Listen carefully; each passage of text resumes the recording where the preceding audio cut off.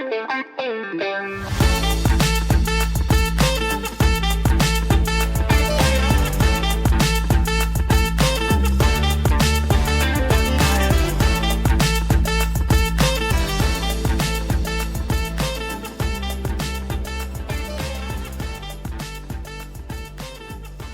and welcome to Supply Drop episode 53, a game podcast created by the Ash, the Misty, and the Brock of video games. My name is Nate. Shut up. Okay, I'll be Misty, I guess. My name is Nate. I'll be your host. I'm joined by two other co-hosts today, the first of which is Scott. Hello, everybody. Scott, when we get picked to go on Family Feud Podcast Edition, you will be our caboose on Fast Money, right? I have designated you. I have designated you the quickest on your feet in terms of, answers. You have showed listeners and me and Thick that you're quick on your feet, right? Yeah, these questions aren't scripted. Yeah, these questions are not scripted. No.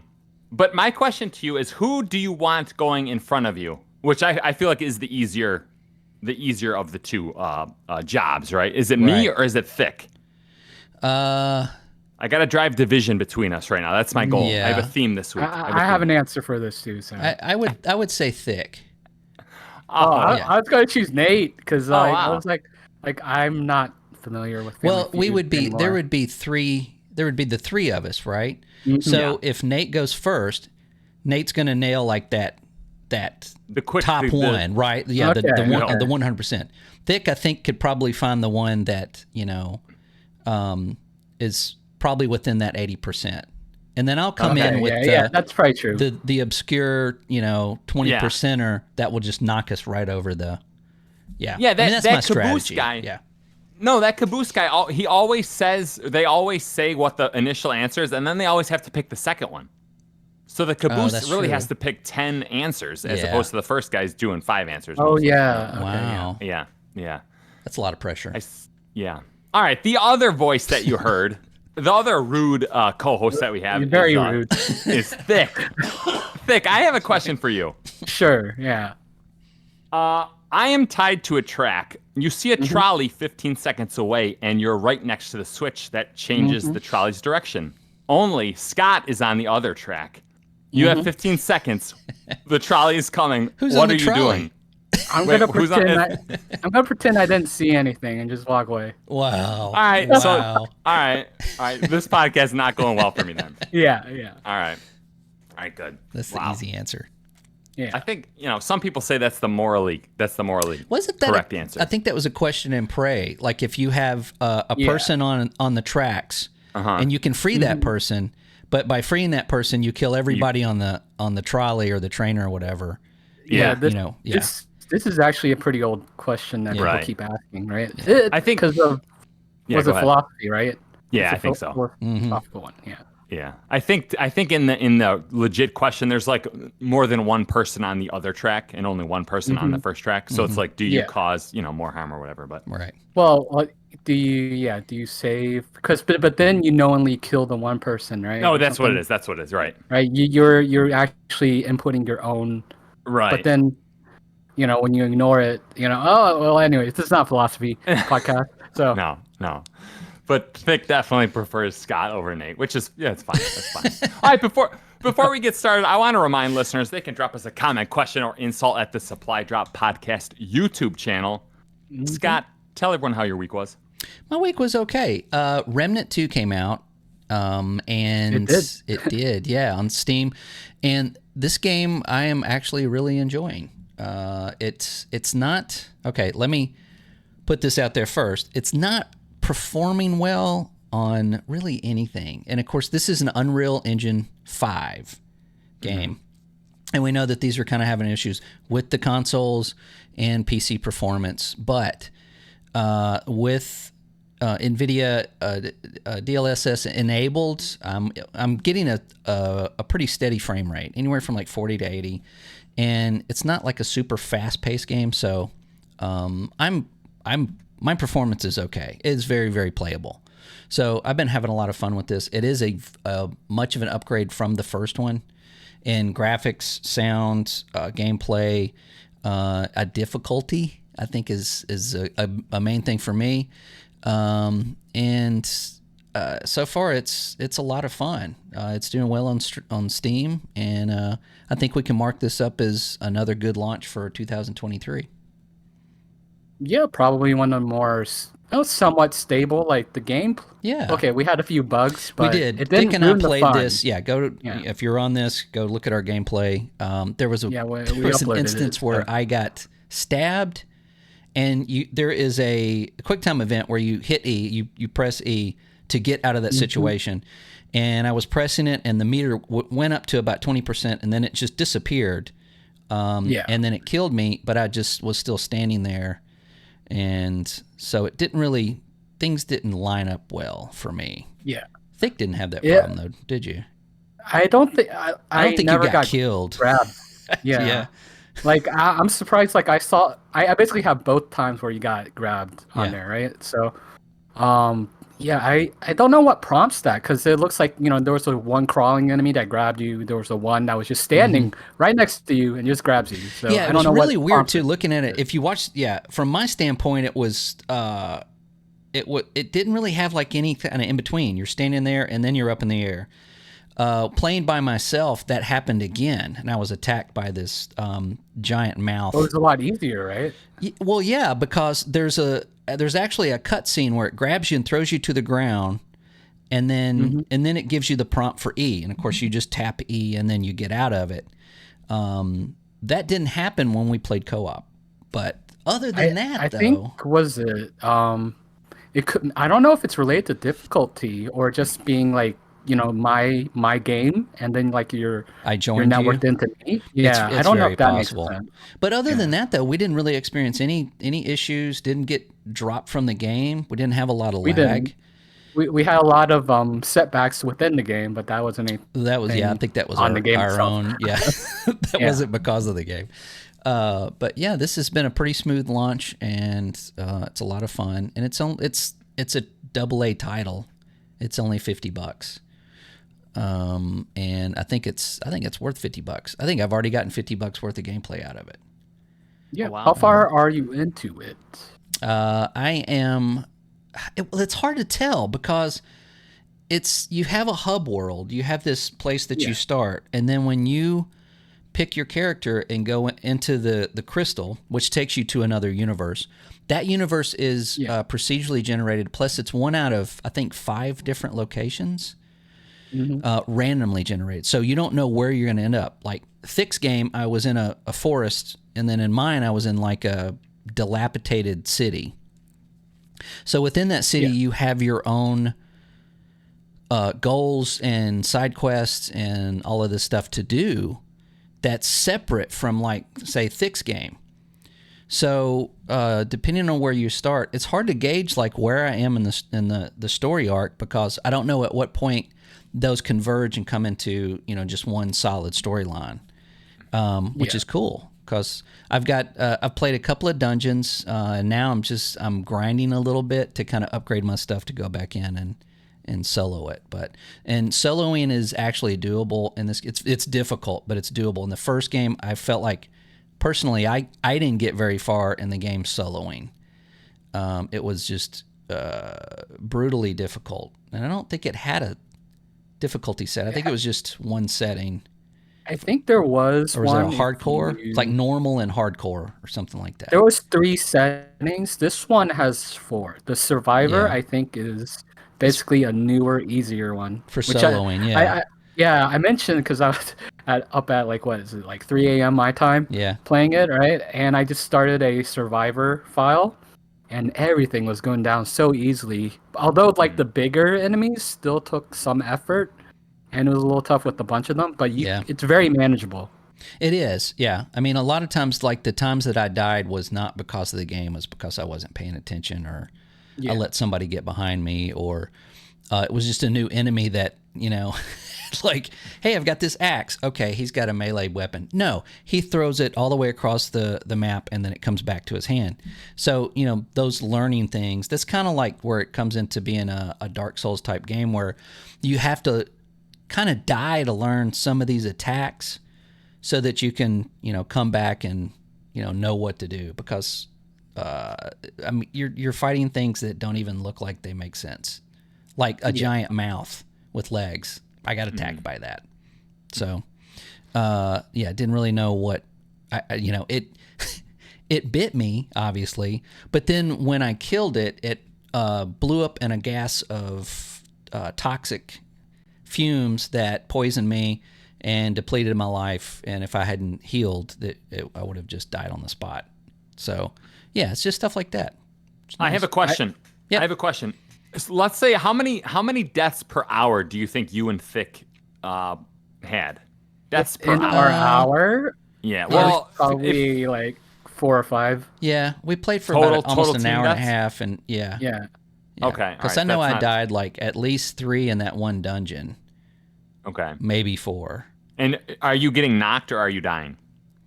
You get knocked. You can get revived, but it's timed. So if you time out, it's timed and it takes a resource, so it's not infinite revive. Really? Okay. Right. So you have like what's called a dragon heart with 3 heals in it. Right. Okay. So you use it, and there is a lead up to it. It's not instant, so you have to kind of get a way to do it. So if someone's down, you actually give them one of your like dragon hearts. Okay. To get them up. So if you had 3, that would leave you with 2, and then if I only had 1, and then but you can go back to a checkpoint, and once you rest at that checkpoint, it replenishes your ammo and everything else, but it also replenishes the enemies. They come back and they're all there, like they were before, like Dark Souls. So, but it's fun. I mean, it's great to get a game that actually works and in the co-op works, and you jump in it day one and play it, and it's just, I don't know if if I'm excited to play the game or if I'm just excited to play a game that works, So ask me again a month later, I might hate the game. I don't know, but right now I'm just enjoying not having to deal with, driver issues and graphic issues and network issues and all of that rigmarole. Yeah, I think the biggest thing is like I'm very glad that this game got the reception that it did, because during the first one was kind of underrated.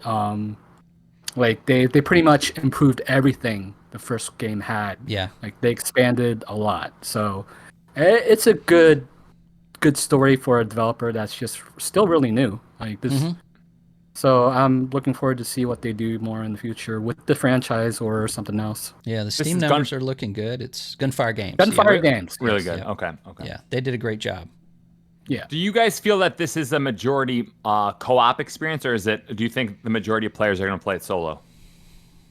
I think with the class system, it encourages co-op. It is easier with co-op. Yeah. It doesn't really scale that much higher in difficulty, because I think maybe the AI is not super advanced to account for that. So some enemies, like you kite one enemy towards you, the other player is able to hit something in the back. So there's a level of that sort of like cooperative fighting. Okay. Yeah. Plus, I was playing a healer, and I could create a rift that you could stand in, and anybody that stood in it would heal, and it would slowly cure you of any debilitating issues or whatever. So of course that's a big co-op thing, and actually I can add. I think anybody can. I'm not sure, but you can add a like basically a heal grenade on your weapon, so that you can, which has a cooldown, but you can shoot it at somebody if they're having an issue with some bosses or whatever. And just pop it over there and heal them. So it does promote co-op much more than the first one did, I'd say. Yeah, I agree. Okay. Well, it sounds like that was a solid week, much better than the week that the tree went through your house, Scott. Yeah, that was. This was a good week. This was a good week, and no dog eating chocolate either. That was that was good too. Yeah. That's right. Good week. Well, was there any other games or? For me, no. That's pretty much all I played this week. Okay. So. Yeah. Vic, what about you? Well, aside from Remnant, there's an interesting mode in Overwatch 2 that I was playing. It's basically, you guys know Prop Hunt, right? Oh yeah. Yeah. So basically, they added that mode as a limited mode in Overwatch 2, and given all the crap that it's been going on with Overwatch 2, and the publicity. Yeah. It's kind of like nice that this is just like a very casual, fun mode. Everyone in it is, just kind of having a laugh because it's so kind of, silly, ridiculous, right? Yeah, because like you can basically one side can transform into any object within this one level, and there's the character Genji. He can't shoot his shurikens, but he can go up to you and melee you, and that's how he tries to find you, right? So what the people that are hiding, what they can do, they can either stay where they are, but every time, like after a certain amount of time, you will start saying stuff. Like you'll be saying like little voice lines for the character, and it will keep increasing, and then it'll be harder to hide. But what you could do if they come up to you is you stun them, and then you could just like move your character, and basically you go stealth a little bit, and you turn into another object, and it's a random object, so you got to figure out what to do with it. Yeah, okay. So Okay. I don't know if Prop Hunt is exactly like this, but in the Overwatch universe, I thought this was very, like, just lighthearted and fun. Like everyone was having a blast, and it's just like a very casual mode. So it's nice to see. It's just something more positive in Overwatch. Right. Correct me if I'm wrong, but wasn't Prop Hunt like a big deal like maybe 4 or 5 years ago? I feel like you saw it on Twitch a lot. Like that was like a new thing. Yeah. Yeah, I don't actually know the origin of it. I know there's that one game that's made by the Day Before developers. Yeah. Right? And like I hear comments regarding this mode is like, oh, this is a prop hunt mode that works. So I don't know if that's the case. So I think Blizzard went on record. Someone at Blizzard went on record saying that Overwatch is losing players, right? Like they're not. Yeah, their numbers are going down. That is news. But we don't have the exact numbers. It's probably still profitable, right? So I keep checking on Xbox Live, and it still seems to be doing. It's like a top 10 game. So it's ebbs and flow of live service, right? Which we'll talk about later, right? Yeah. Scott, I can't remember how much time you put into Overwatch 2 or Overwatch 1. Overwatch 1 in general. When it first came out, I put a good bit of time into it. I enjoyed it, and then. Yeah, it just fell off. It just, I don't know, it just seemed like the gameplay got to be really repetitive. Yeah. And then, of course, when the loot box thing just got kind of ridiculous, I dropped off on it. 2, I played again when it came out, and it really wasn't different enough to hook me. It just kind of felt like a different version of that. Not necessarily a sequel, but just a little bit different. It's like, it felt to me like if you hadn't played Destiny in a couple of years and then you came into it, you'd be like, okay, well, I recognize everything, but this is a little too different for me to, kind of dig my claws into. Yeah. I always think that game, the twin or the clone of that game is NHL 94. It's like, it's a sports game, It really is, yeah. Which, sports games are pretty repetitive too, right? Yeah. Yeah. All right, so Thick, that's gonna do it for you. That's it for me. All right, guys, I'm gonna ask you a question, and anyone who plays video games can answer the question. So that's how I'm relating it to a video game podcast. Okay. Now, once I ask the question, you're gonna be like, Nate, that was the lamest setup ever. But here we go. Theoretically, let's say I was a summer camp counselor. All right. Okay. For legal reasons, this is not me, but I'm gonna act like it is me, right? So you got 4 camp counselors who are in their early 20s, late teens, and they're kind of in charge of maybe 10, 8 to 9-year-old boys, right? They go off in the woods at like a rope course, and they're like you're hanging out for an hour. You're like making sure the kids don't hurt themselves, right? Right. During this event, there's a pantsing. You guys know what a pantsing is, right? Yeah. Yeah. So we know what that is. Refresh my memory. I actually It's when you get your pants pulled down. It happens a lot in childhood, I feel like. Yeah, somebody comes up behind you and just pulls your pants down. It's like a prank. It's like the dumbest thing ever. Okay. Yeah. I never had that happen to me. Just saying. Well, congratulations. Yeah. But anyway, the kid who got pantsed in this situation starts crying immediately, right? Right. As soon as this kid starts crying, all the other boys instantly go into like, we got to rectify this situation.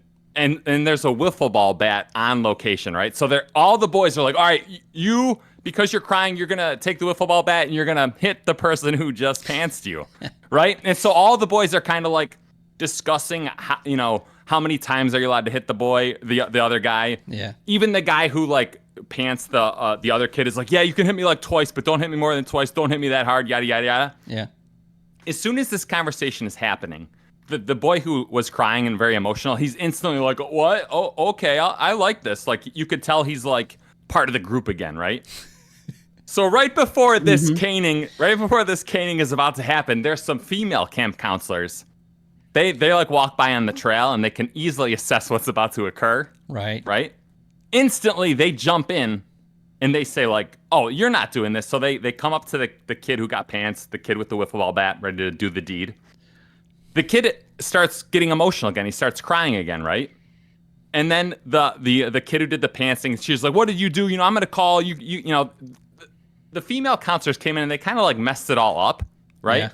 But at the time, I felt like I was, theoretically me, not really me, right?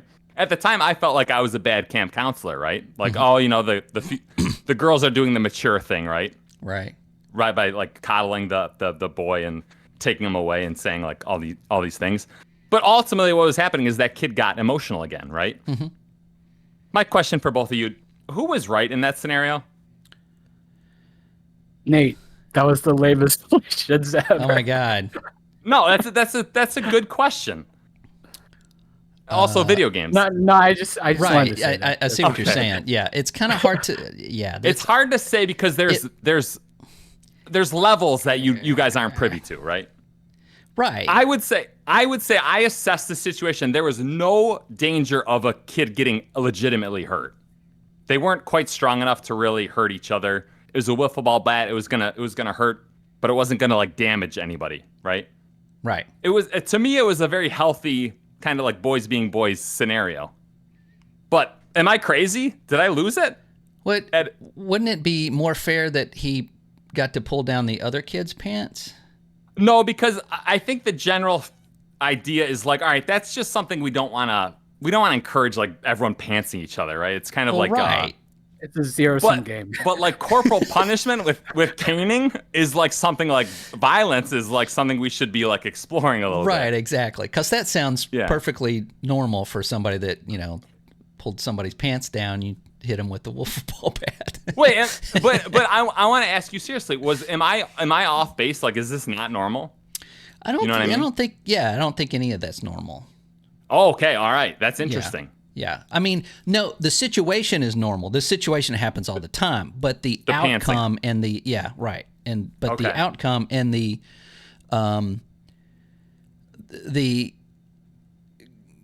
counsel of the wiffle ball bat, is something that's kind of just something that's probably new, right? All right. Now the reason why I feel like the guy camp counselors were kind of like okay with it is I feel like a lot of boys grow up like understanding like, okay, that's what you hit do him when back. Right. Right. Yeah, exactly. Right.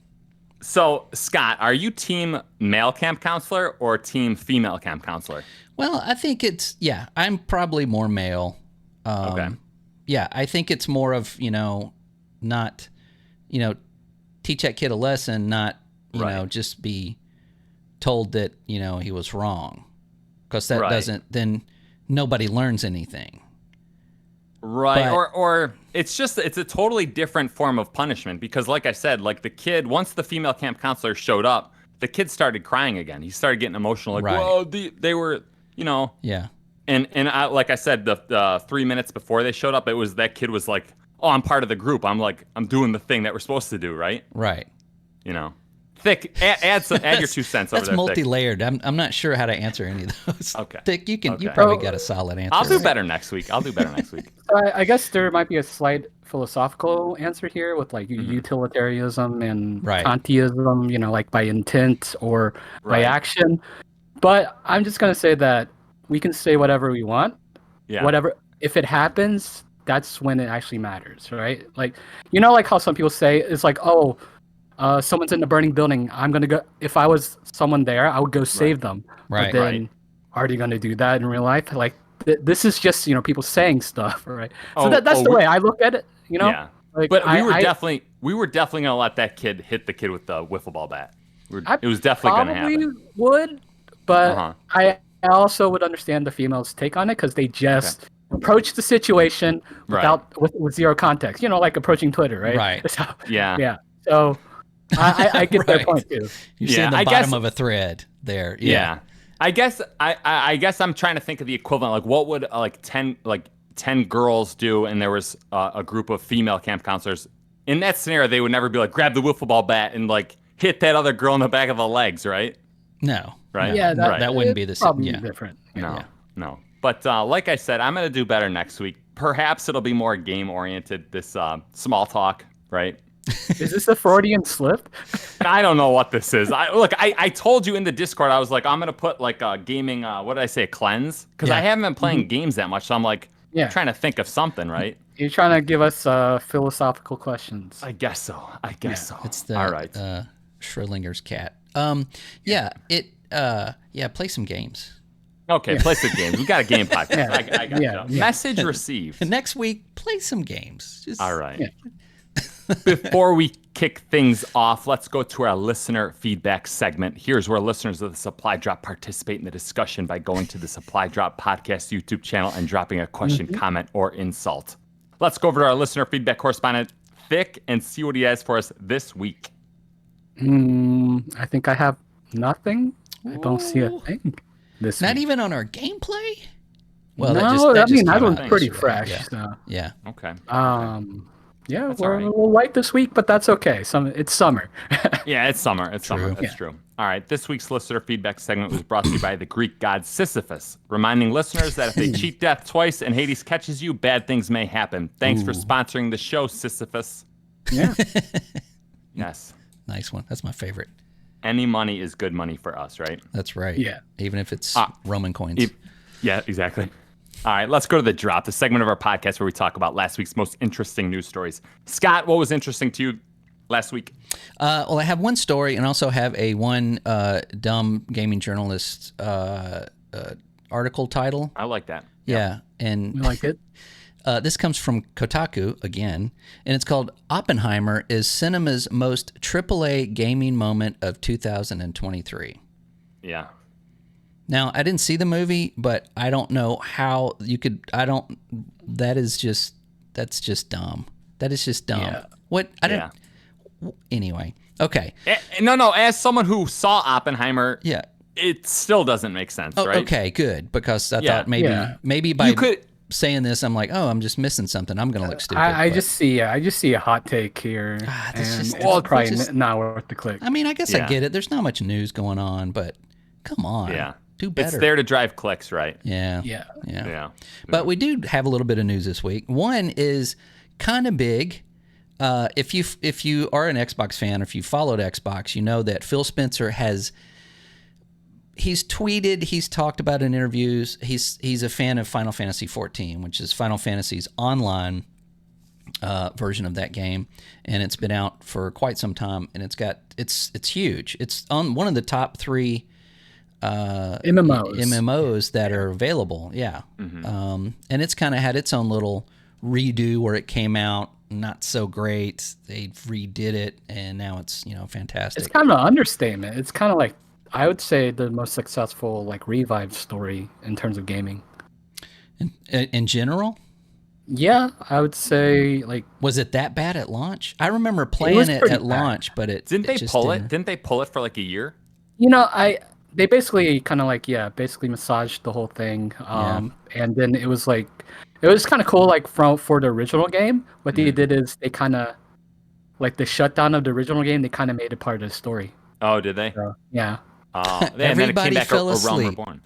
Right. That's pretty good. Well, yeah, Elder Scrolls Online did something similar when it came out. It wasn't received very well with the way that they had basically 3 different, not classes, but areas that, if you started in this area, you couldn't go to any other area. So, you were just kind of stuck there.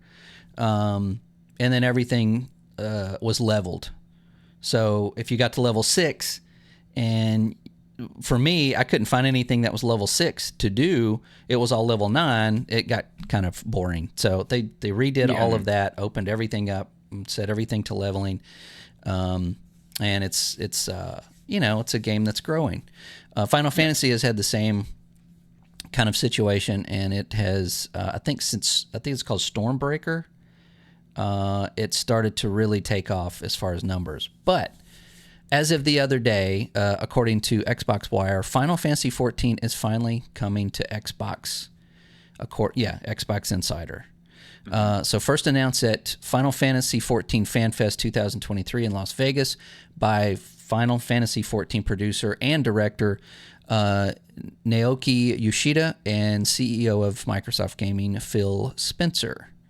So this is how it's going to work. It's going to start with an open beta in spring 2024 with the new patch 6.5. So it's going to be parallel with the PC and PlayStation version. There's a new upcoming expansion called Dawn Trail, which is a horrible name, but it'll also be fully playable on Xbox at release. This means Xbox players will go right from the open beta in the spring to a full release version in summer 2024. And it's crossplay. Yeah. Yeah. So this is big. I mean, this is Xbox getting another giant MMO. This is the game during 2020 that everybody jumped on, and they had to shut down new players because they couldn't add new servers, and nobody could get parts for servers. So that's how much it's grown since its launch. So that's so really exciting. From what I hear, this might actually be the most popular MMO right now. It could be, yeah. I know WoW still has its fan base, but I don't think WoW is really catching new players. ESO catches new players every year, but that number is dwindling. And they've already said that they're going to have fewer expansions going forward because they are in full swing working on their next big project. So yeah, this one's still going strong. So if you're on Xbox and want to play Final Fantasy 14, then next year is it. Yeah. I checked. Go ahead, Vic. You go ahead. You said. Well, I checked on Steam, and it sounds like the game kind of hovers around 20,000 average players per month, which that to me strikes me as a little lower than I was anticipating. So I don't know if the bulk of their players aren't. They do have multiple launchers, and then do they? Can't count for can't count for PlayStation players, right? So right. So you can play this game on PC that's not through Steam. Not through Steam, yeah. I think I have the Steam version. I haven't loaded it up in forever. It's a little bit hard to play. It's the gameplay. I don't know if they changed it, but it's it's like the old WoW style tab target kind of usabilities kind of thing. You know what's interesting is they say they make sure they test the game with controller and keyboard and mouse every time they release something new. So yeah. I also just looked up the price per month they charge. It sounds like the most expensive month is $14.99, which is that's pretty pricey. That's pretty normal for a MMO. Right. Yeah.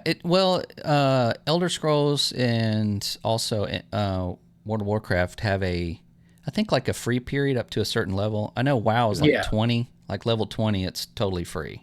So that's the same for Final Fantasy 14 from what I understand. Oh, is it? Okay. You can play, they say about 200 hours of content before you really need to pay for more storyline and expansions. Yeah. Wow, 20 hours or 200? 200 hours. You can play 200 hours of that game for free? Yeah, more or less. Wow. That's what they estimate. Well, you have to buy the game. I think the game's like $20, but okay. But yeah, up to that point, but I mean, 200 hours for $20. Good grief! I know, right? That's a deal. We'll never know. I should download it again. So we'll never know, but it would be interesting to see how it does do on Xbox. Yeah, I read some tweet today being like the Xbox players, they're subscribing to Game Pass, they don't want to subscribe to another. Yeah, I feel so. This has been like a very frequent ask from the community for a while. Like they kept asking last generations, like when is Final Fantasy 14 coming? Now, not necessarily like the main player base, but people that want that support, because like Xbox was always being left out. So this is more symbolic for like Square being more attuned with Xbox. I guess maybe it's because maybe they worked a deal with Sony, with the whole ABK thing, or Square sees that, oh hey, they got money. So right. So they did say that more Final Fantasy will be coming to Xbox. Yeah, now. they did add that as well. They said this is a new relationship between Square Enix and Xbox, which I think this is probably why they haven't commented on anything lately, especially with Final Fantasy 16, exclusive to PlayStation, is because they can't. When there's deals like this, there's a lot of legalities that prevent you from saying anything before it's announced. So, with this in mind, I mean, it's possible that Final Fantasy 16 could come to Xbox, a year, down the road or something. Right. Yeah, probably Remake will come first. Yeah. At least the first one, right? So. Yeah. Because that one was announced for Xbox, right? It was. At some point it was like listed, 3-4 years ago. It's just right. ridiculous time ago. I think Square Enix has a new CEO. I think some people are saying, "Oh, the new CEO is a young guy. He gets the multi-platform stuff." Yeah, he might like money. He might like. Yeah, the other guy was like, money. Whatever. No more NFT. The other guy was all about NFT. Yeah, he was really into NFT. Yeah, he thought that was like the future of gaming, and he was properly put in his place. Oh, yeah. Oh, because I've heard that comment a lot in games the past week, and I'm like, the old guy liked money too. Everyone likes money. It's not like money's a new concept only young people get, Yeah. Well, no, I was just being facetious. No, I know, yeah. but I just feel like I've heard it so much. I'm like, well, it's got to be something else, right? Yeah, I just don't understand. I mean, this is just me as an armchair, right. owner of a conglomerate. But why would you make a deal with one company to not have the potential to make more money with both companies? It just seems like it's always like when exclusivities for third parties just never seem like a good idea to me. Like, why would you have a third party exclusive when you can make potentially double the money? I think the answer is I don't think it's possible they're making double the money, right? I think Xbox has shown you could, though, potentially. Yeah, but I think you just have to go with expectations, and I think Square's saying like, we're probably not going to get as much with the Xbox user base. So then I think they might like 20%. Yeah. Right, and you might go to Sony, like, Sony, can you sweeten the pot, and then we'll keep it off of it total, and Sony might be like, yeah, we could do that, right? Yeah, when it's something that's like Final Fantasy, where you've got, it's a Japanese RPG that essentially is, you look at the previous versions sold on Xbox were probably lower than PlayStation, but it's not just Japanese companies that are doing that. It's a lot of other companies that are doing that, and they just look at the player base of PlayStation and go, oh well, there's obviously more money there. The only thing I can think of is that if it's just something that is like, here's guaranteed money up front, as opposed to potentially or projected, selling this many copies on Xbox. So I don't know. I mean, I guess that's probably what Microsoft should be investing in again. They used to do that with the 360, and they did really good with that. Right. So they may they may want to rethink that. So I don't know, but it's not really good for anybody, to be honest. Yeah. That was a big story this week. Thick, did you have any bigger stories this week? Not so much bigger stories, but more so announcement this week. We have a new extraction shooter, Hawked. Yeah. It looked like, well, I mean, from at least a visual standpoint, it looks kind of like Fortnite, right? Kind of. It looks exactly like Fortnite. Yeah, it's okay. the same. Maybe it's the same cartoony aesthetic. Yeah. Yeah. The UI kind of is reminiscent to Rumbleverse. I almost felt. Oh, is it? Yeah. Yeah. I didn't notice that. Scott, is this a game that you're interested in? What was your reaction to this? No. What was it about? What turned you off initially? What was the... Well, very first off, it looks like Fortnite. And not that there's anything wrong that looks like Fortnite, but it's just, if something looks like Fortnite now, to me, it automatically puts me off, because it's like, okay, that's a studio that is obviously just chasing a trend. They're putting in whatever's trendy, whatever's right now, and trying to make a game out of it. There's not necessarily anything wrong with that, but that's not something that is interesting to me. So yeah, it didn't look interesting to me at all right now. But Vic, I saw some things I was really interested in. Yeah. Go ahead. Well, first of all, it's called Hawked, which means all these characters have these like ghost hawks. You saw that? Oh, what are they leading players to? Are they leading players to like high value items? Yeah, it seems like you're collecting something. So there's been more gameplay. I think Level Cap has, actually a full actual match gameplay. It does. Okay, well I should have watched that. Yeah. I didn't even realize they had it because all I saw was the trailer and then I saw the IGN article. Okay.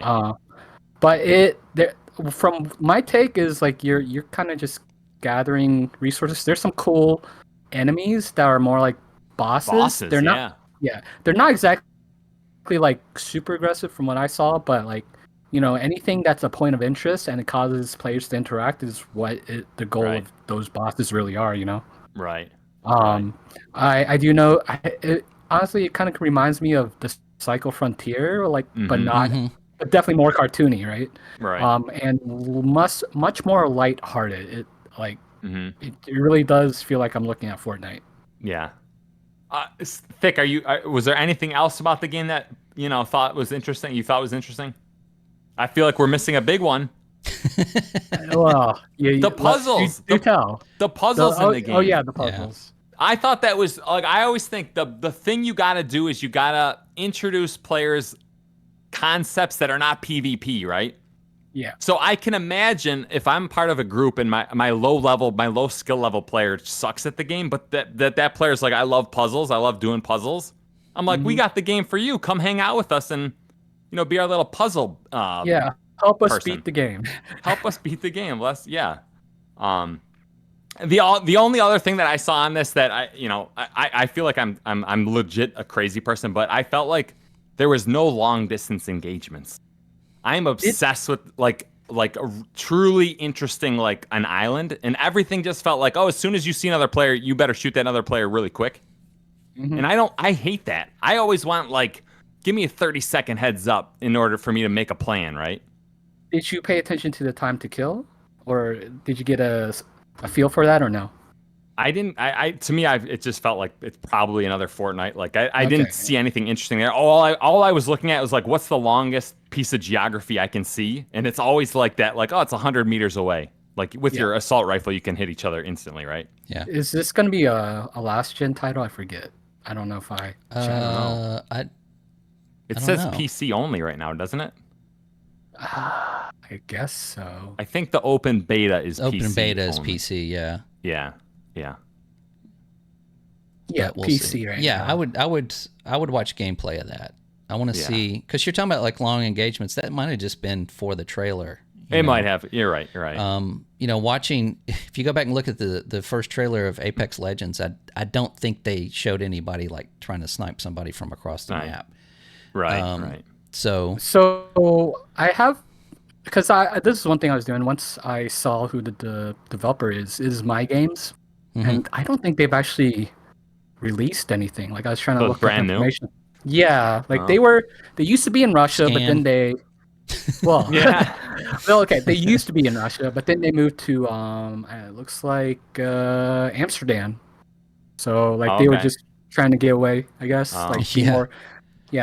Now they're like, I guess, independent. But like I don't really know too much about them.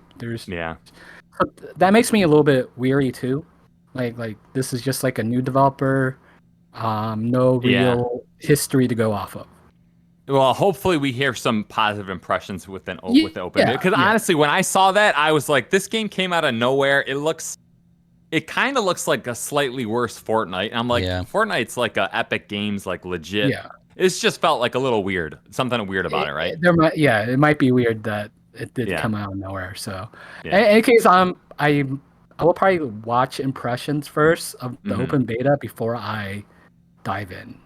I'm not like super excited to play this. Plus, like the last game asked me to install weird anti cheap software. Yeah. That's like something I think about now too. Yeah, right. Especially if they're coming from Russia. I mean, nothing against Russia, but that is typically where a lot of our, data goes. Yeah, a lot of the stuff we pay to get off our computers came from. But it's funny though that you say that, because used to it's like, oh, this is a new developer. They haven't made anything, so it's kind of exciting to see what these guys are going to do. Now it's almost like, I don't know about that. If they don't have like a pedigree of any kind,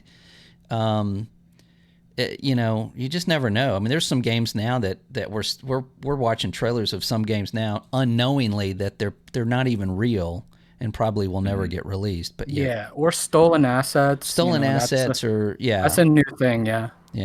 So we just have to be a little bit leery about that. But if the open beta is on Steam and it's doesn't require some insane login or other software, then I'll be happy to check it out. Give it a shot. Just read the reviews, read the discussions first. Probably that's usually what I do. Yeah. I haven't. I do think it might be a point to say this. I think all three of us probably would not bet our lives at this game becoming a success, right? Right now, yeah. It has a feeling that it's going to be like a Realm Royale. Remember Realm Royale? Yeah. But quite possibly. Yeah. It's interesting how many extraction shooters, who I'm a believer with, how many extraction shooters are like say what you will, but Battle Royale had a lot of hits. There are a lot of different Battle Royales that hit. Mm-hmm. And I'm not seeing that with extraction shooters at this point. There's some red flags there, right? I think it's the concept is a lot harder. It's harder to pull off, yeah. It's much harder to pull off because you have to deal with the AI within the game, and then controlling that at probably an MMO level, right? Like it's like a one big land, and then like all the enemies need to be accounted for and everything. Right. And I do know in that trailer, if you watch that trailer, it really tries to tell you the story of like we're going in, getting a high value loot, and then we're going to try to get that artifact, and we're going to try to put it in a UFO or whatever they're doing.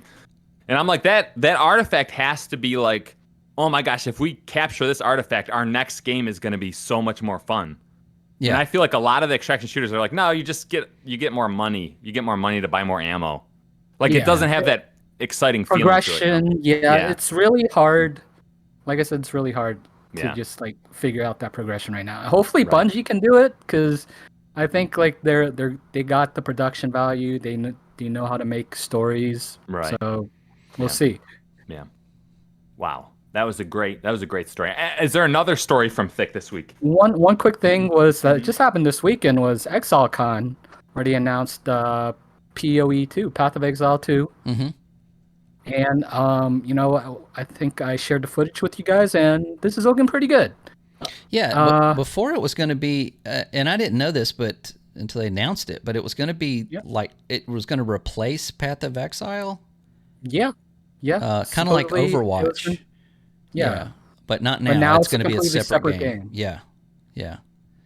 PoE 1 will continue. Yeah. Like I think they're going to continue supporting, which will be interesting. The thing they said is they're going to support it kind of like on like a staggered schedule to PoE 2. Mm-hmm. So like when something new comes out for PoE 1, you could enjoy that, but then maybe in the middle of that, PoE 2 gets an update. So like you can just live off PoE for the rest of your life. Yeah, pretty much. Just like Destiny 1. Yeah. Apparently is never going to go away. But yeah, that's good news too, because they're probably looking at the way Overwatch was perceived, going from, just changing over to Overwatch 2. This seems like a much better idea. Mm-hmm. Yeah, but I think that footage looks good. Man, that game looks awesome. I can't wait. It looks like a really crispy PoE. It does. I mean, when I read the comments, though, people just keep talking about Diablo. Like, I think that I get why people say it, because like part of it is like Diablo is like the person you want to be gunning for. Right. But I think it kind of takes away from what PoE is too. Like PoE is kind of its own thing at this point. Yeah, it really is. I mean, if somebody really enjoyed Diablo 4 and they asked me would I enjoy Path of Exiles, I'd say just try it. It's not a perfect answer, Yeah. It's its own thing. It's very different. The economy is different. The way you play it is very different. It looks very similar, but that's really all that it shares with Diablo. So I would say that if you like Diablo 4 and you've never played another Diablo game, then definitely give Path of Exiles a try. It is free to play. You might like it better. Yeah, it's on everything. Pretty much everything. It is. It's on all the consoles, Switch, PC. Yeah. Not Switch. Oh, it's not on Switch? Can I tell you guys? I thought it was on Switch. Not on Switch. Okay. Yeah. I'm going to tell you guys a David Jaffe story. He said when he was working for PlayStation way back in the day that they went to E3 and they saw Wave Race. Do you guys remember Wave Race 64? Yeah. And at the time, people at PlayStation were working on what was their little hover bike game? I'm trying to remember Wipeout. Was it Jet? No. Jet. Was it Jet Moto? It was Jet Moto. Yes. Jet Moto. Yeah. Okay. Yeah. Yeah. So I that love had that like game. the mountain. Yeah, that was a cool game. He said when the people at PlayStation saw Wave Race 64, they panicked. They were like, "This is just superior to our product. Like, what are we gonna do?" And then it sounds like what PlayStation learned at the time is like when Wave Race 64 became a huge hit, it actually helped boost the sales and whatever of, because that was like PlayStation's version. That's how the consumer saw it, which I thought was kind of interesting. So Wave there's Race killer. yeah, right. Right. But there's a chance that the Pillars of Eternity devs are like, dude, Diablo is super hot right now. What can we do to kind of get our game out in front of people? Well, so, Exilecon was probably already planned. So yeah, right. Yeah, it could actually it could actually help it, because without Diablo 4, say it had not been released yet, I don't think people would be paying as much attention to it that had not previously played, the first one or even looked at it. So I could see where that would definitely help. Wow. All right, solid week out of you, Thick. Yeah. Trump. All right, me. I have three stories. I will dismantle Thick this week with my three stories. All right. Okay, that's my goal. Me. Yeah. Number 1, Ratchet and Clank Rift Apart released on PC last week. Yep. There's 2 stories that result from this. First one is it only reached 9,000 concurrent players on Steam, which is apparently the 3rd lowest PlayStation Steam game to date. I think this is good news because I freaking hate that franchise. I don't know why there's 15 Ratchet and Clanks. There should be 1 or 2 over the last 20 years. It's kind of like PlayStation's answer to Mario in a way. It's their family. It's their family-centric IP. Yeah. Plus, they have. I like the shooting mechanics in it. Actually, I think by Ratchet and Clank 2 is when they introduced all the like cool weapons and stuff. Remember the commercials for Ratchet and Clank 2? Were they funny? It was like in real life they had the weapon and then like they would like test it. Yeah. I don't know. Yeah. I do remember that. PlayStation has some good commercials. Yeah. So I'm hoping this is the death knell for Ratchet and Clank, right? Let Insomniac work on. Probably not, but not, right? I think you nailed it with the family-centric answer to it. Yeah. I think that's probably the low sales because typically on PC you're not buying a game for the whole family, right? No, you're it's buying an older a game market for you, too, right? Yeah. Like someone like me that's grizzled and ancient. I don't care about this game at all. I don't care to play it whatsoever. Plus, it's 2 years old at this point, right? Yeah, so like the interest in it is kind of low. Right, right, and it's not a mature title that you could have previously only played on PlayStation that now is going to be on PC and look better and play better, and even though it probably does, it's just not. I don't think that that's the market for that game. If you're going to play a family game, it's going to be on the console in the living room. Yeah. I guess it would be interesting to go in the PlayStation's kind of decision makers, and I'm like, well, why would you pick Ratchet and Clank to go on? Yeah, I always Steam? thought that was kind of strange. Yeah. I was like, I don't think that's going to sell well on PC. Right. But yeah. Well, they're building up their PC library, right, for something. I just wonder why not pick like, but why not PC pick like a Bloodborne remaster? Yeah. Put a team on that. I don't know. PC. Right. Yeah, a lot of people have been asking for that. So this could be a Final Fantasy 14 on Xbox situation eventually. Right. Maybe. Yeah, that's true. I guess the only other story that came from this is that if you go on twitter.com or x.com, as they say, it seems like the PlayStation fanboys and the Xbox fanboys are looking at this, how it runs on PC, and both sides are claiming victory. So if you remember... because neither one of them know how a PC works. Well, yeah, right. But I'm just like, I think what everyone's going on to is, I think at some point Insomniac said, it's Insomniac, right? Mm-hmm. Yeah. Who made this? They said, it couldn't be done without the PlayStation 5's SSD. Right. And so, like, you're... Okay, I'm going to have to comment on that real quick. I think Mark Cerny said that, though, didn't he? I don't know. Whatever. Okay, there's nothing that special about the SSD. It's probably the development, the SDK that is what really makes it work well, like the direct access to the hardware and, Sony's development kits. Right. But what I pointed this out, I thought it was kind of funny, is like every single person that has, or a company that has a marketing deal with Sony has to say the power of the PS5. Like, I always just thought that was kind of funny. So you think it was just something they had to say in the marketing or the interviews? Yeah. And, because, this game uses the SSD and, they're talking about, Sony was always talking about the SSD at least the first year. No one really talks about it now, right? But did either of you look at, I think Digital Foundry did it where they and I feel like it did run better on the PS5, right? Like they had like low end optimized. Yeah. They had low end specs on PC, they had high end specs on PC, and the PS5 was in the middle. And the PS5 was like, it was getting through those dimensions quicker than both of them, and way quicker than the low end specs, right? Well, the low end spec, they did use a regular mechanical hard drive purposely to show that, because the big argument here is that the developers say you need this special SSD, and then the PC guys put it on PC and go, nah, man, you can use a hard drive, and you can. Right. You're not going to get the same effect. I mean, they showed that, like when you're going through the different worlds, it kind of stops, has to load. It just looks like a regular game. That's where everybody was kind of thrown up. This is where the fight started, Right. Where the Twitter fight. What they meant is that you need a relatively fast SSD to get to get this game to operate the way that we intend it to do. And even in the minimum specs, it doesn't require an SSD. That's what's kind of making them look like they're full of BS. But yeah, you're right. I think look at The Last of Us on PC. I mean, of course it runs better on a PS5. It's totally optimized for the PS4 and then, made for the PS5.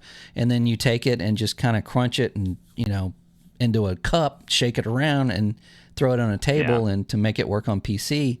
You're going to have some issues there with performance. But, probably a couple of patches, this will be fine. It'll be probably on parity with the PS5. Yeah. Well, we will see. And let us never talk about Ratchet and Clank ever again. Can we vow? I'm not a fan. No promises. Yeah. No promises. All right. I think next week is going to be Ratchet and Clank oriented. Yeah. I'm gonna play the game. It'll be what my. Oh yeah. While Tears of the Kingdom sits in his corner Tears of the Kingdom's over there. Room. I'm gonna play Ratchet and Clank. Yeah. I could see that.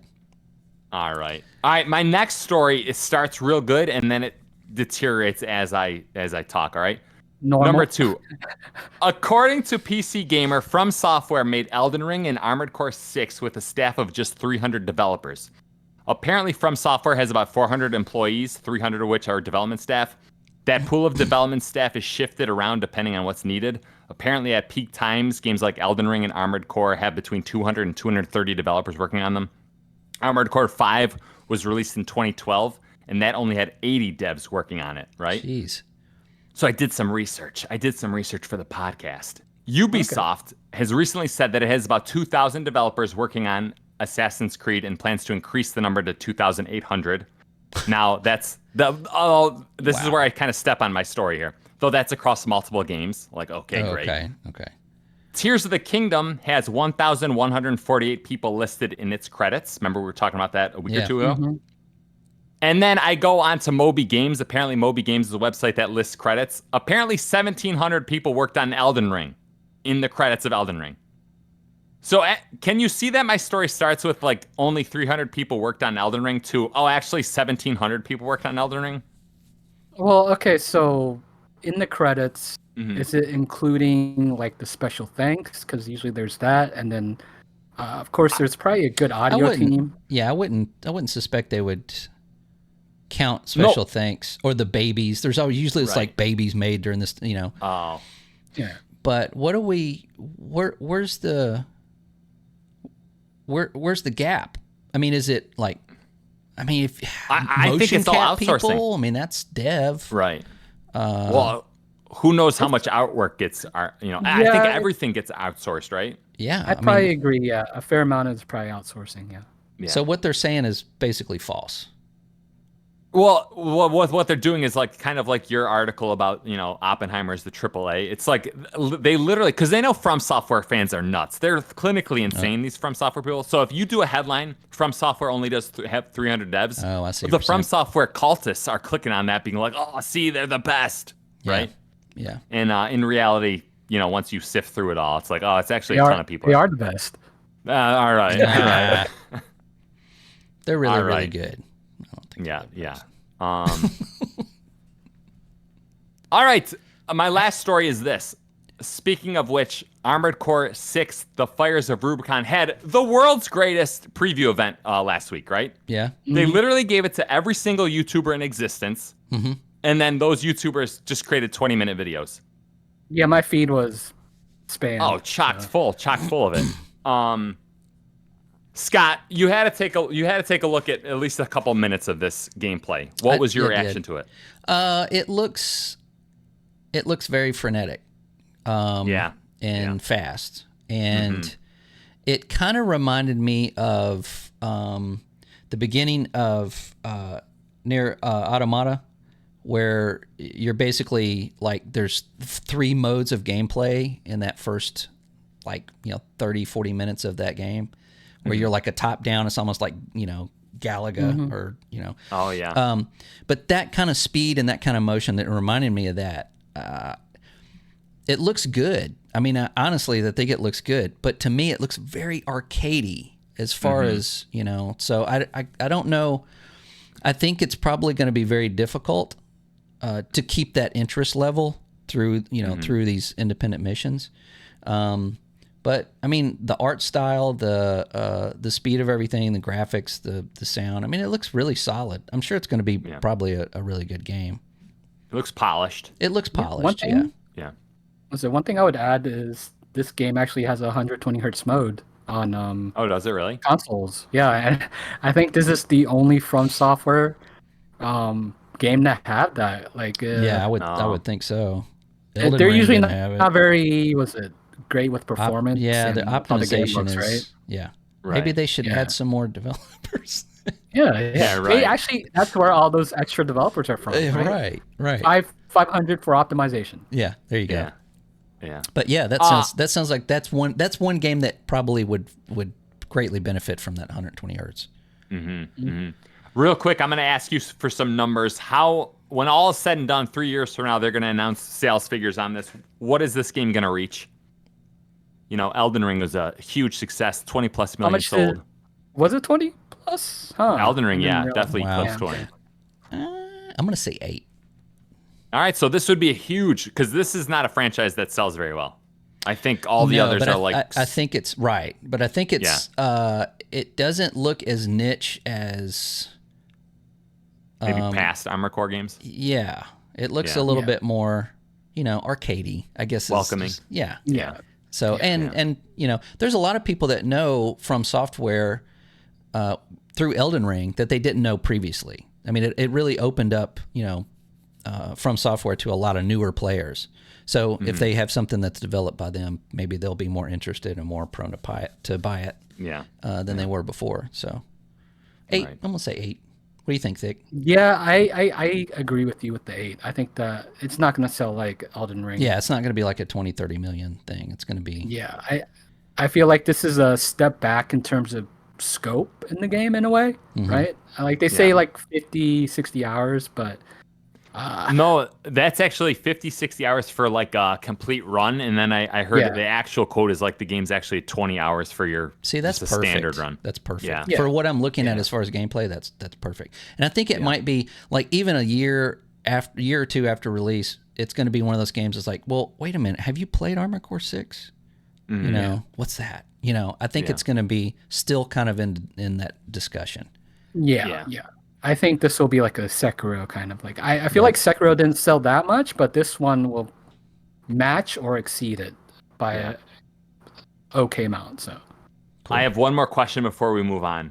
I saw in a lot of these YouTube clips, I felt like I watched every single one of these. Mm-hmm. A lot of people there's like a customization thing going on with it's almost like liveries, like you can color these mechs. Mm-hmm. It feels like half of them are doing like fluorescent orange and pink and like bright green. Guys, what color, if you were to play this game, what color would your mech be? Would there be a color coordinated system? It'd probably be like a dark red. Okay, that kind of fits with the darker tone of the game. Yeah, like I feel like with the tone of the game, like I don't see anything super colorful that would. Okay. Scott? I would always, when I think mech, I would always match my Titanfall controller, which would be white, orange, and black. So. Yeah. Okay. I would use those colors. I gotcha. Yeah. All right. BT-7274. That's a good choice. Yeah, good choice. Yeah. Excellent. Are you getting the pizza controller, by the way? I saw that. Yeah. I saw it, but no. Yeah. But we do know, Nate, you're picking up Armored Core, right?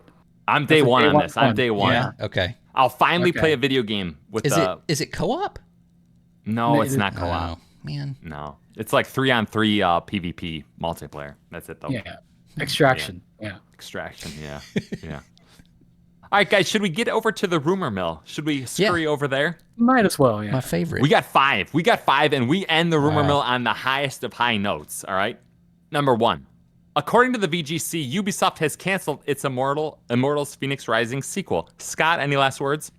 Yeah, I kind of saw this coming. It didn't sell very well, even though it was critically acclaimed, and anybody that played it seemed to really enjoy it. I thought it was great. I don't typically play those kind of games. I thought it was fantastic. Yeah, this is like an F in chat kind of thing. Yeah, it just didn't make the numbers.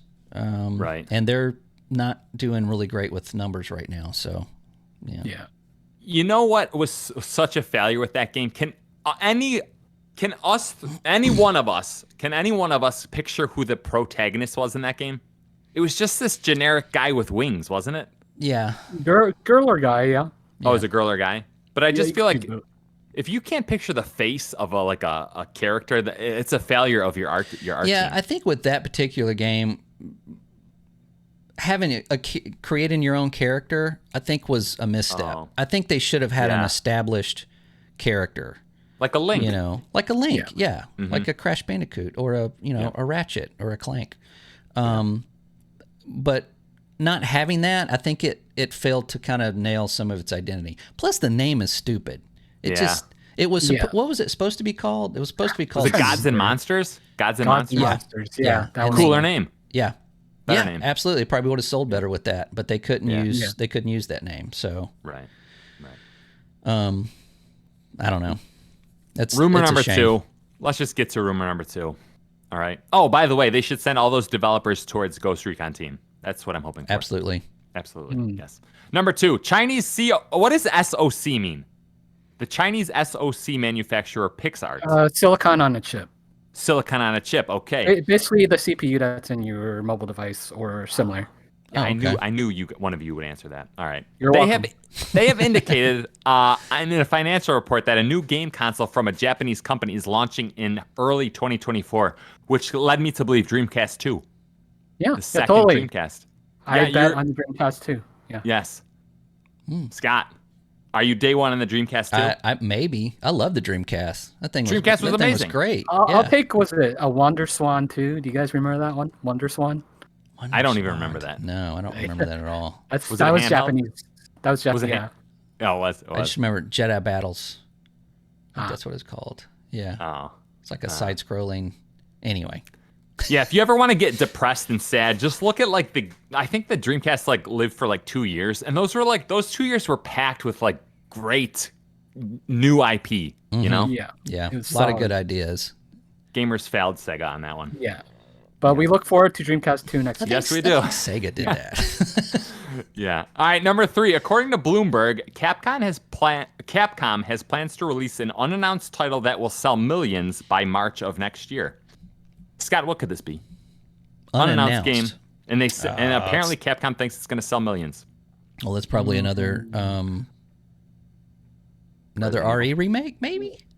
Maybe. RE9. Code Veronica. I don't think Code Veronica. That could be the case. Yeah.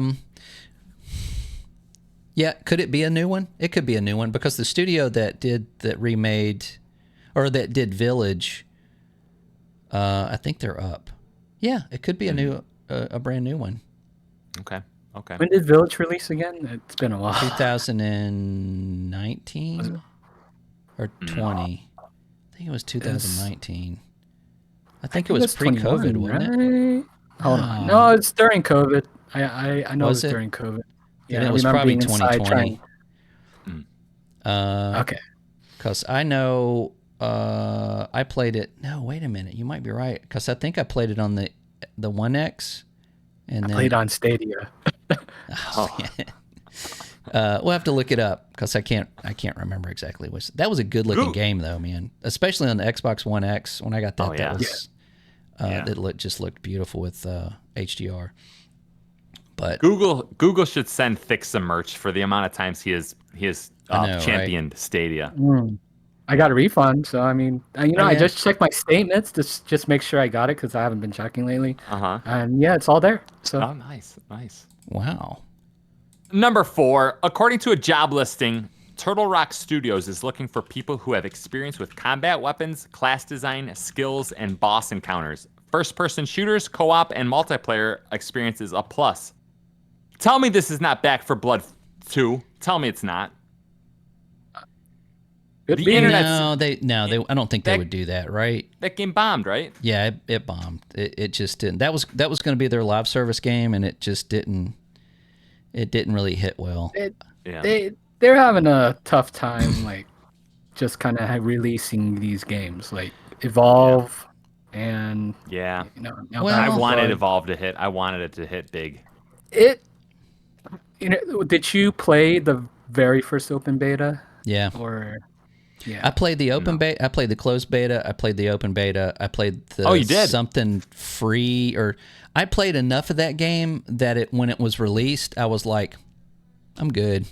I mean, it just seemed like every time you turned around, there was a way to play that game before the release, and I think that hurt it because once you played that game, once you played the beta. In the actual game, there was really nothing else that was gonna, you weren't getting anything extra. You were just getting the game.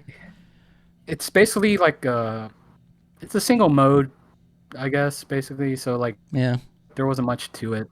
I mean, once you got it, if you liked it, you liked it. But if it was just okay, then you're not gonna pay $60 for it. I'm surprised something like Dead by Daylight, no offense against them, but like they stuck around and it's very similar in formula, right? Yeah. I wonder what the difference is between those two games because they are very similar. I think that having played one both of it was them, the DLC issues from Evolve, right? There was just that microtransaction DLC sort of like controversy with it. I don't think that's the reason it failed, though. No, I think it was DOA. I think that it was over publicized and overplayed, and like I said, when it came out, there wasn't enough in that game to sustain or to even sell it as a $60 game. There was a lot of stuff promised, but when they didn't deliver, actually much like Back 4 Blood. Back 4 Blood, I don't think did really well because it didn't hit with players or fans of Left 4 Dead. And honestly, this is a hot take. Left 4 Dead was great 10 years ago. That gameplay right now is not meaty enough to sell. It's not meaty enough to have, it's got to have, you've got to have that live service hook. You got to have that grinding. You got to have that, with something like that. And they just didn't nail it. But Scott, can I shock and awe you right now? Yeah, please do, because I just ran out of words. Left 4 Dead 2 on Steam has 34,000 average players this month. That is 34,000. That's a top 20 game on Steam. Left 4 Dead 2. Wow. I don't understand that. I don't get it. Part of it is modding. Like, it has a good modding. Oh, really? scene. Yeah, it does. Oh, okay. But it's arguably better than Back 4 Blood, though. I mean, it probably is better. It probably is. You know, so maybe I'm wrong, but it is better. I know there's like this viral video. I don't really care to watch it, but like just saying showing the differences. Mm-hmm. But I kind of want to see Turtle Rock hit one out of the park eventually, because I don't think they're bad developers. Well, I'd like to see them try something different. Like what? What genre, Scott? Say it. I don't know. Say like the extraction word. Shooter. There we go. That was just for you, man. No, but I'd like to see. I'd like to see them try something different. You know. Yeah. They did something different, and they made Left 4 Dead, and it was great. And just stop trying to remake that. Go do something different. Well, Evolve was definitely something different and didn't work out. Yeah. It was different and it wasn't. But maybe, no, it was different. It was different. Yeah, Let me I guess tell you, it was, because you actually if you played the monster, you got bigger every match. Yeah. Very asymmetric. Yeah. Yeah. Yeah. And there was no other game like that at the time. No. Yeah, you're right. I thought the reason that game died is because no matter if you're playing the hunters or if you're playing the monster, you're just like running in a straight line. Mm-hmm. And I'm like, I want to be choosing interesting things to do, and it was just like run away from the 4 people chasing you. Yeah, right? It seemed like it would promote like very strategic, communication and everything. I feel like it didn't. Yeah, it didn't. It was like, I think from what I noticed is they wanted to borrow some of that sort of like build up that MOBAs had, right? Like each match, like you build up your character a little bit. Oh yeah, at least with the monster, right? Right. Yeah. Which I think in the Vault, was it the second? Well, there was a free to play version, right? And this called like Evolve Second, something. Yeah. Mm-hmm. And that one, they increased the pace a lot more, and people actually really liked that one. Like there was like rave reviews about it, but I mean they couldn't figure out how to sustain it. So I mean that's another thing. Yeah. Yeah. All right, guys. Our last rumor and by far our best rumor is it just cracked today. You ready for this one?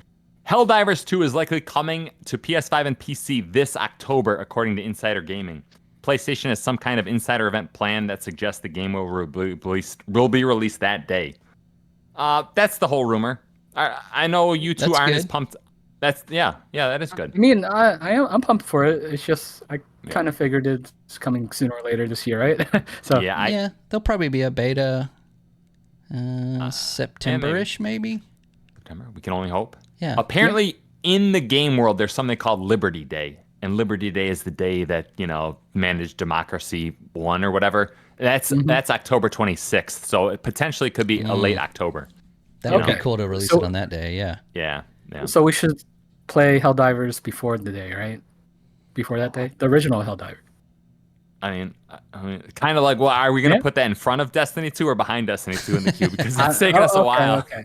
Okay, you're right. Okay, behind Remnant. We'll put it on the list. Yeah. All right.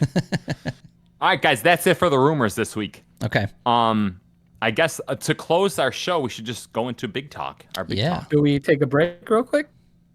All right, guys. The topic for this week's big talk is Bungie's Destiny 2 general manager Justin Truman gave a talk at last year's GDC titled "From Box Products to Live Service: How Destiny 2 Transformed Bungie." I wanted to talk about this because we can no longer ignore the magnitude of the live service era. All right. I feel like online you'll hear two different sentiments. You'll hear Bungie is the best live service company there is, right? You'll hear that a lot. And then you'll hear Bungie is the worst company ever, and they're killing Destiny 2. Yeah. There's no middle ground there. It's one or the other, right? All right. So essentially, this was an hour-long talk, and I pulled basically 4 quotes or 4 points from this talk. I want to see where you guys are at with these points. Can I point out one thing real quick? Absolutely. The comments were off on this video. Oh, they were? Oh, I think they always are on GDC's broadcast. Maybe, yeah. That's interesting. maybe just for this one. All right. Well, all right, so number one. So this Truman character says, quote, anger is not the opposite of loving a game. Anger is like 2 degrees off from loving a game, and they both come from passion. Apathy is much scarier than anger, right? Right. I guess at some point they were really panicking about Destiny 2. A lot of people were like ripping the game, but they've learned over time that like if your game is being ripped, that maybe it's somewhat of a good thing, right? Yeah. I feel like the internet was not ripping Realm Royale, really. It was just like Realm Royale sucks, let's ignore it. Right. You know? But and I guess also means was it Destiny 2 was kind of a low-hanging fruit for people to pick on too. Like I'm pretty sure not everyone loved the game. Like it's not coming from love, right? Right. No, it's not. But to a certain, it's coming from like I want to love the game. Like this is my game. It's doing things wrong. You know? I get that perspective. Yeah. And I guess I pulled this. This isn't a great question, but I pulled this because recently we've been seeing a lot of Diablo 4 is dying content on the internet. Right. Overwatch is dying. Yeah. And I feel like there's, if you look at the metrics, like Blizzard has announced great metrics for Diablo 4. If you look at the player counts, I think at least on Xbox Live, it's doing their great. Best quarter yet in a while. Yeah. So I'm wondering how come I haven't heard a single podcaster or media member being like, actually, folks, Diablo 4 is just fine. What they're doing is, they're gonna course correct, right? Right. Yeah. It comes with the live service game. Yeah. What can we get away with and come back to? Right. I know. So obviously, Twitter last week Elon Musk changed its name to X. Mm-hmm. Yeah. So half my feed is just people are like, this is the dumbest. The Twitter's dying. I'm going to Threads. Yeah. End of the world stuff. And I'm just like, it's like more of a river. It's like, okay, there's a little ebb here. Let's see where it goes. People are always wrong about that thing. X is dying, right? Not X, but whatever it is. You know? All right. Yeah. Go ahead, Scott. Well, I was going to say, this pertains to that, unless you're going to bring it up in the next one, but they did say that they showed a projection of like the drop off of players. And at one point it was, I think at like 4 months after the game, it was projected to be like at 0 at some point. And that's when they started to like really freak out. And that, it's like, hey, you played the game. Now you complain about the game. Now nobody's playing the game. Right. And that's where they had to make their course correction on, going from a boxed version to a live service version. And that was pretty interesting how they did that. I thought one thing that was interesting was they said, like, we just expected people to be okay with not playing the game. Like, okay, we played through the content. Now I'm going to go play another game. And what they're like is like, no, they just went into terms and they started trashing us, right? Yeah. Yeah. So. Yeah, the first one is, well, they showed you, it was my favorite quote from Destiny 1 because, I was a day one player on PS4. And everybody asked me, well, how's the game? And I quoted that title. It's like, it's kind of crap, but I can't stop playing it. Really? It's just addictive. It's just so addictive and fun to play. But the game that you're playing there is the activities, the story, the everything that you wanted from Bungie was not there. It was just completely absent. But it was, it was so addictive to play. So going from that and then them building on it and going to the Taken King, which is a huge expansion where they fixed everything. That was their course correction in the first one. Yeah. And then going from there into Destiny 2, that's what everyone was expecting. But the question was, why wasn't Bungie expecting that? Why weren't they expecting to that, here's your new game, okay, just spent 20 hours, I completed it. Where's your other stuff? Where's the other stuff that was in the previous game? And that's when they started to have that drop-off. And them not recognizing that really was a little weird. Really weird. Like, well, we're probably not getting the whole picture, right? Yeah, I mean, I remember their community manager going, he was on like Twitter and even in one of their dev videos, it's like, it's okay not to play you can go play other games. We don't mind. But it was like, F you, buddy. It's not, we don't want to play another game. We want to play your game. We just want more of your game. So, yeah, for them to not recognize that was really bizarre. And it shows that disconnect, Bungie gets bigger and bigger and bigger, and once you get bigger and bigger and bigger, you start to lose that aspect of being a player, and playing your favorite game, and it's more of just a business. And even the community manager can't really deal with that. Yeah. Thick, how long was Destiny 1 on the market before Destiny 2 showed up? I think it was 4 or 5 years, right? It was 3. It was only 3. 3 years, yeah. 2014 and to then 2017. Yeah, 17. So to a certain extent, you really don't learn a lot if the moment Destiny 1 is released, you're like, we got 3 years for Destiny 2. You're learning. They're learning more lessons. They said they now. started development on Destiny 2 3 years before. Yeah. It launched. Did they? Yeah. So like I said, it's like the lessons learned. It didn't happen yet. Didn't they reintroduce the engine? It's a new engine where it's a lot easier to make changes. Yeah, for Destiny 2. they said that in Destiny 1, if you moved a piece of paper on a desk, you had to recompile the entire level, which took you had to QA the whole thing. Yeah. No, you had to recompile the whole level. It had to rebuild if you changed anything in it. So to recompile it was 20 plus hours. So for them to make quick changes was almost impossible. Destiny 2's engine, you could go in and change anything you want and just recompile what you changed, which was a huge deal breaker a game changer for adding new content. So they knew going into it, that they wanted to build something to where they could make those course corrections or make those changes, on the fly. They just didn't do it. Mm-hmm. Yeah. Jerks. Jerks.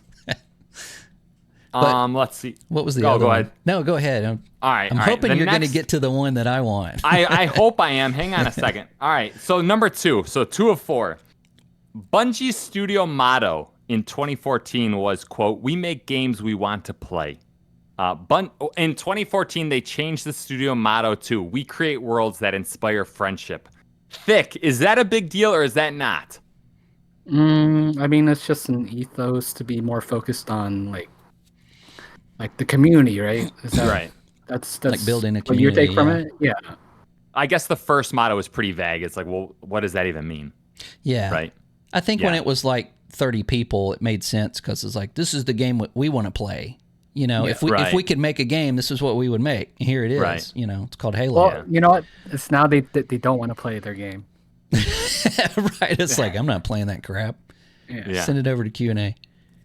I have one comment about this. So I found I don't know if this actually makes sense. So hopefully you guys can help me out with this. I found an IGN review of a multiplayer game. And in the final paragraph, I'm going to read it to you, okay?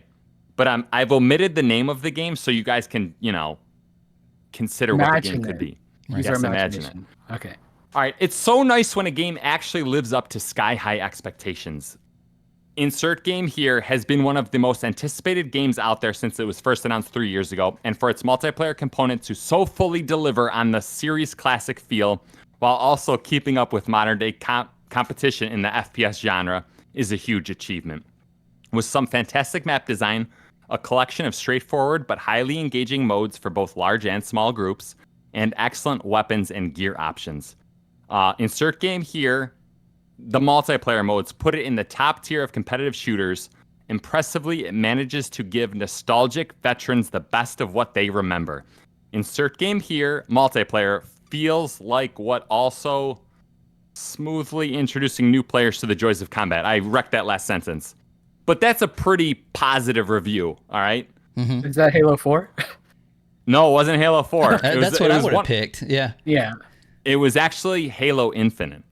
Really? Right? Because, again, everyone was nuts, so positive about that game at launch, right? Yeah, that's right, because it was a separated launch, right? Right. I guess the reason why I put that up there is because, I told you guys this 3 times. I'm going to try not to tell you again, but remember the very first time I got into a Halo Infinite group, we got into a big team battle, and all of us are like, let's all jump in the Warthog. The Warthog only had 3 seats. Mm-hmm. So instantly someone is on their foot being like, I'll see you in 10 minutes when we go back to lobby, right? Then we're driving the Warthog to the other base. Someone gets sniped off the vehicle, right? We don't see him for the next 10 minutes because, you know, it's just so random. You're just respawning in weird things, right? So I guess the reason why I'm bringing that up is because the motto, we create worlds that inspire friendship. I'm like, Halo Infinite was horrendous at like encouraging people to like have fun with one another, right? That's how I feel it is. You gotta play the 4v4. The 4v4 might be a little bit more, but I'm like, I feel like modern multiplayer games are just light years ahead of where multiplayer is in terms of like actually like let's make a plan. Like I know I say to Fortnite all the time when I'm playing Fortnite all the time, like what do you want to do here? And then my partner's like, all right, let's try this. And then we like talk back and forth about strategy. I'm like, that never happens in Halo, right? It's more like guys over here, quick, shoot them quick, right? Well, of course that depends on who you're playing with. I mean, if you jump in with a bunch of randoms, you may get that, you may not. You know, okay. It's just you don't know. That's right. That's the factor that you're not going to get. I've played Halo. I've played 10 Halo matches in a row, right? Yeah. 9 of them were crap, but one of them was like, "Hey, you got a mic? Yeah, I got a mic. Yeah, let's do this. Okay, let's do that." Man, we won that match like bam, bam, bam. Because if you can communicate, you know, you can coordinate. That's my new thing: communicate and coordinate. So, yeah, but you're right. It's you. There's only a very small handful of people that play that way, and that's the problem. It doesn't promote like use your mic. You know, I played Halo Infinite today. It was a big team battle with one flag. I went and got the flag. Where's my team? I have no idea. Why isn't there 5 guys right on top of me protecting the? You know, but if I had, you know, if there was other people communicating, you could do that. But that's the problem when you have games that promote, you know, coordination. You know, you don't have to talk to one another.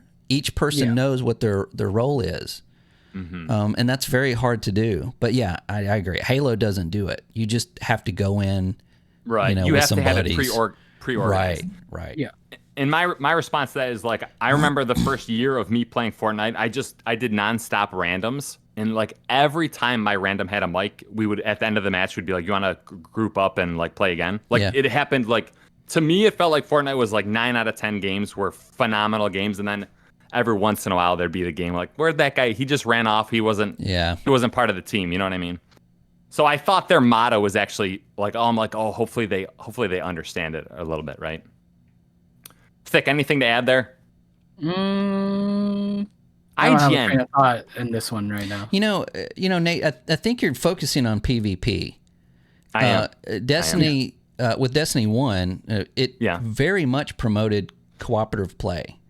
Yeah. Especially in raids and doing the Nightfall and, you know, activities like that. You had to have other people knowing what they're supposed to do. And I mean, I made way more friends playing online in Destiny than I did any other game. Because if you like that cooperation, if you like working with other people, it kind of, you know, pulls in players that are more that way. Like a very few people that I play, you know, in Destiny played Call of Duty or Battlefield. Right. They just, you know, it wasn't their kind of game because they're, you know, they're not as competitive. So I think that's what that means, but then it also makes me think, what's Marathon going to be? Because that, you know, that might be just the opposite. I don't know. Right. Well, and to bolster your point, what does everyone say is the worst part of Destiny? It's the Crucible. Yeah, the PvP. Yeah. Right, where it's just like you're in a blender. Right. Yeah, it's terrible. Everything's imbalanced. Everything's imbalanced. It's a party mode. That's it's all it is. You can't really take it seriously. And they haven't added anything to it or done anything to it in, I think, almost a year. Yeah. So, not when this was. This was in late last year. Yeah. The GDC. Yeah. Yeah. Just to add that, I suppose like Halo doesn't promote, like say in like big team battle, like coordination as much. Probably because everyone's kind of like the same. Like everyone's has mostly the same weapons, like mostly the same abilities and everything. Yeah. Where, you know, in Destiny you have variation in how you build your character. And right. for other things like Overwatch, I think that's a good game that promotes teamwork, right? It does. It does. It's just having the variation, yeah. Right. It is funny too because I feel like Overwatch definitely encourages a certain amount of coordination, and yet a large percentage of those matches are people yelling at the Torb to get off Torb because we need a tracer. Yeah. Right. Don't do Torb on attack. Do Torb on defense. That's what So I guess the reason why I brought that IGN article up is because I'm like, there's like a fundamental pillar of multiplayer that the IGN review completely missed. Right. Mm-hmm. The IGN review is like, this is a phenomenal game. Like Halo's back on top. Right. And I'm like, can we get past gun feel thick? No. When that beta hit, not beta, I'm sorry, when it actually released, the first couple of days of Halo Infinite were fantastic. And I'll tell you why. Because it was a lot of people like me, Halo fans, that have been playing it for years and years. And every match I got into was, hey, let's get in the Warthog, let's do this. And then somebody gets in it and flips it and it's like, what is wrong with you? And then throws a grenade on him and blows him up. And then everybody laughs. And it's like, that was my brother-in-law, Right. I mean, it was just, it was fun. It was very fun. It was exactly what Halo is. It's not so much about winning. It's never been about winning. It's been about how to get from one end of the map to the other without killing everybody. I mean, it's like you get in a Warthog. Yeah, there's only one Warthog, but there's also a Ghost. And that idiot that got in the Ghost is now a weapon that is on your team that could potentially and probably will run you over as soon as you step out of that Warthog. Yeah. And have fun doing it. Like you step out, bam, here he comes. You're roadkill. And he keeps on going, just laughing. It's those things that it has the potential of the chaos of it. Yes, everybody starts with the same weapon because that one guy that has the different weapon changes the game instantly. So, but with saying that, I can see how a lot of younger players or players that did not grow up with Halo and don't understand it. When you get in games now, they tell you exactly what to do, what your abilities are, what you're supposed to be doing, and where to go and how to do it. Halo doesn't do that. Flag, go get flag, bring back flag. That sounds easy. No, it's not. Right. So in some instance, you're absolutely right. It doesn't fit that narrative anymore. How to make it fit into today's multiplayer is got to be key. I don't think you can. I don't think they should. I think they should just leave it small and leave it for people that love to play those games. But as far as, Bungie saying that, it's kind of a slap in the face for them to talk about, PvP in this GDC, and it's been completely abandoned. Because their reputation is not great there. Yeah. Scott, can I offer you and Thick a proposition here? If there was a mode in Halo Infinite that was more like Counter-Strike CS:GO's, like where your team all lines up on one side, they line up on the other side, you only have one life, try to get the objective, and then once no one is left, then you restart the round, right? Next round. Because I feel like by the way, they had that in 5. It was called Breakout. Yeah. Did they? I like that mode a lot. Was Breakout? Did it have an objective in it, or was it purely whoever whittles the other team down? It has the like how in Counter-Strike you have the one objective, like that's one way to kind of win the match. Yeah, because you don't want campers. You just camp forever, right? Right. Yeah, there is a flag in Breakout. Oh, okay. Breakout Oh, interesting. Underrated. Honestly, that mode was underrated. They changed it because of complaints. Yeah. Okay, really? Yeah. I remember that. Yeah, I actually liked it. There's also a similar mode in Halo Infinite, but it's made by somebody. It's a user created mode. Oh. There's a lot of those, and those are actually a lot of those are more fun than what 343 comes up with. But yeah, so you can actually make your own Counter-Strike type mode in Halo. Yeah. That's another aspect that people forget. In other games, you're limited to what the developers intended to play that multiplayer. Whereas in Halo, you can get some buddies together and do whatever you want, Yeah. Which makes it just endless. And that goes back to Halo CE. So. Oh, right. Yeah. I often look at Steam charts and I'm like, oh my gosh, CS:GO, that game is crazy popular, right? Yeah. And I'm all like, well, why is it so popular? And I'm like, well, to a certain extent, it's decent socially, right? Because everyone always starts together. Everyone's buying things together. Okay, let's go at this choke point. Let's go to this choke point. Let's like set up. It's more of a strategigic. Yeah, it does promote like communication. Right. Yeah. It's not super fast paced. It's Yeah. Let's go to our next quote. Remember, 3 of 4. Hopefully this was the one you're talking about, Scott. Mm-hmm.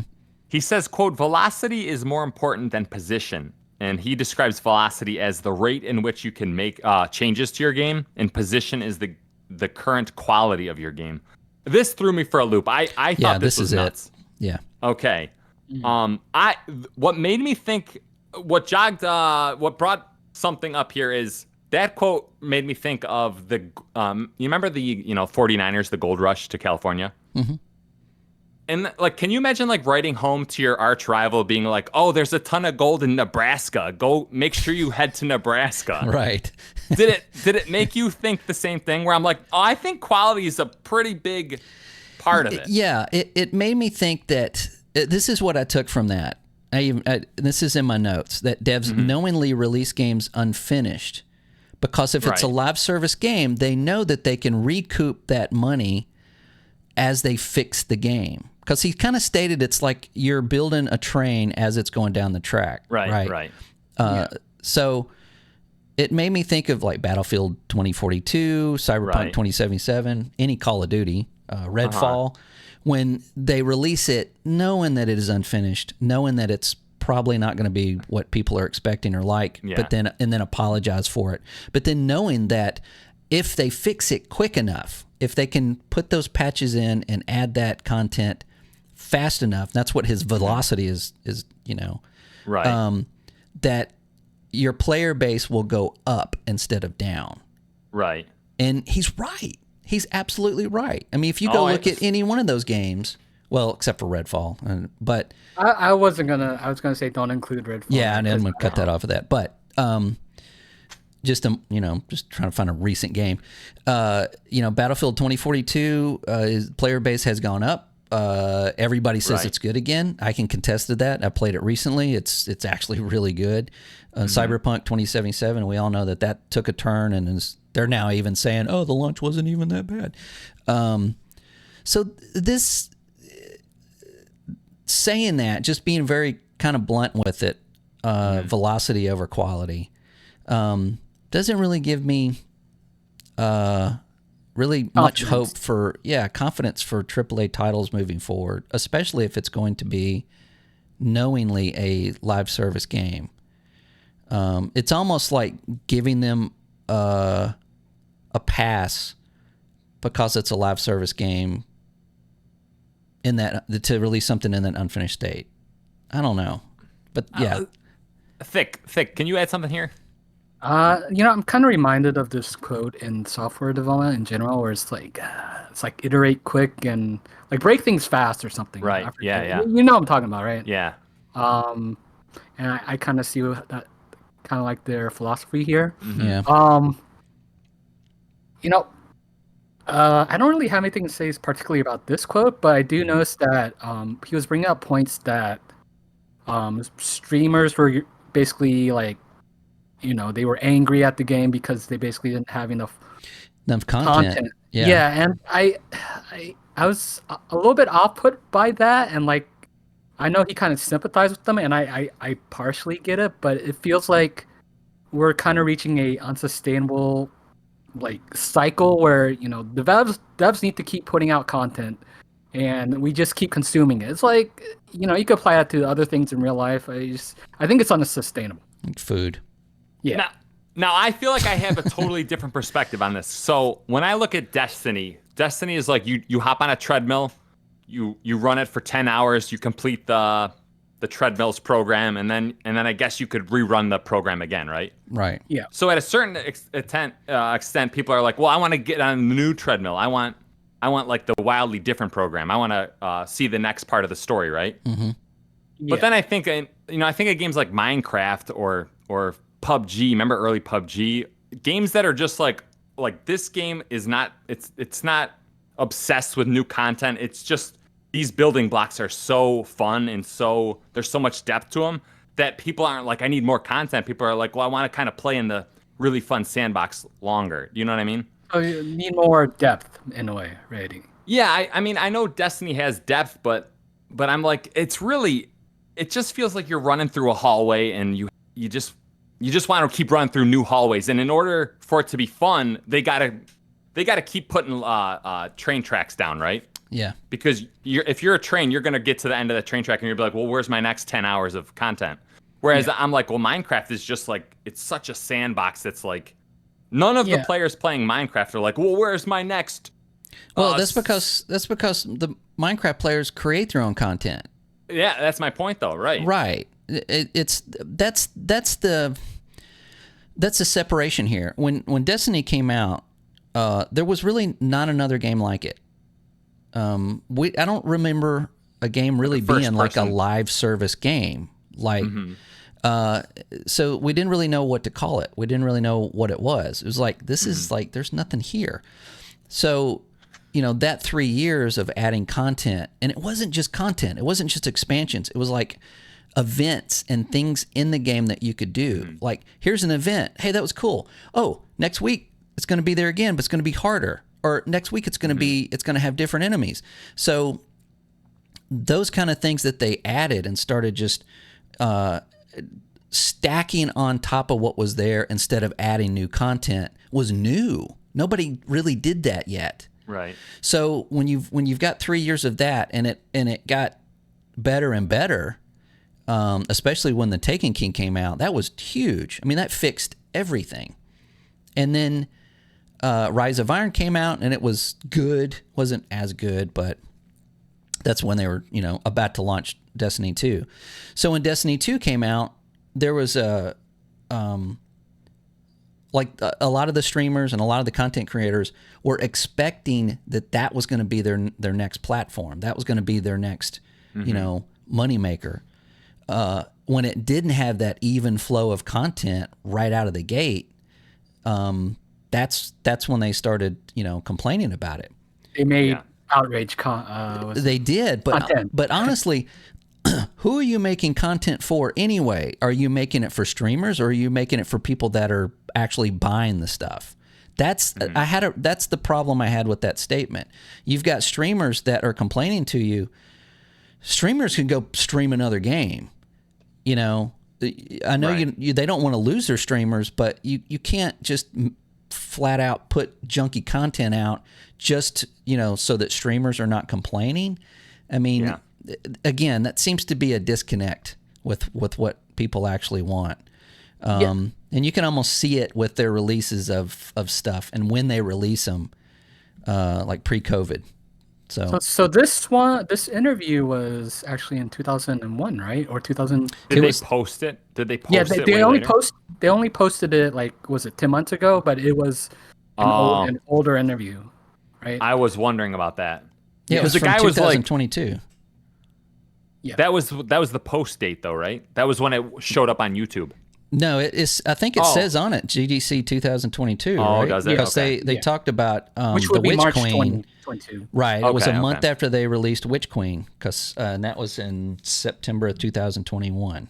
No, 2022. So the audience they're speaking to is. Wait. No, I think you're right. No, because he said it was when was Witch Queen released? That was in 2021. No, so that was 22. It was 22, right? Oh, that's yeah. You're right because we got Lightfall in this February, right? Yeah. Okay. Yeah, you're right. So it was last year. So yeah, it's not current, but it's as far as the state of Destiny. But at any rate, yeah, that kind of irritated me that he said that. I mean, nothing against streamers. I know you got bills to pay like everybody else, but yeah. Halo does kind of the same thing where they get influencers and esports people to come in and kind of dictate what they do with multiplayer. But then they take that multiplayer and they give it to the masses, and the masses are like, "What are you doing?" Right. You know. Yeah. I don't know. There needs to be. They need to hire us to just go to these developers and go, "Look, this is what you need." Well, we're just average people. That's why when I heard that quote, I'm like, to me, it didn't make sense at all because I'm like, well, are people playing Rocket League because there's a new update every 2 weeks? Like, no, they're playing Rocket League because it's so like, it's such a meaty game you can dig into. It's PvP, right? It's PvP, right? Yeah. I guess. I'm trying to think. RimWorld. Remember when I was telling you guys about RimWorld, where I'm like, you could say it's a PvE game, but I'm like, the mechanics of RimWorld are like you can sink like hundreds of hours into it without like demanding like I guess like remember the NES game Contra, where you just run from left to right, you got to shoot stuff, and I'm like, picture Contra as a live service game. Like you really only run through that game a few times before you're like, I want Contra 2, right?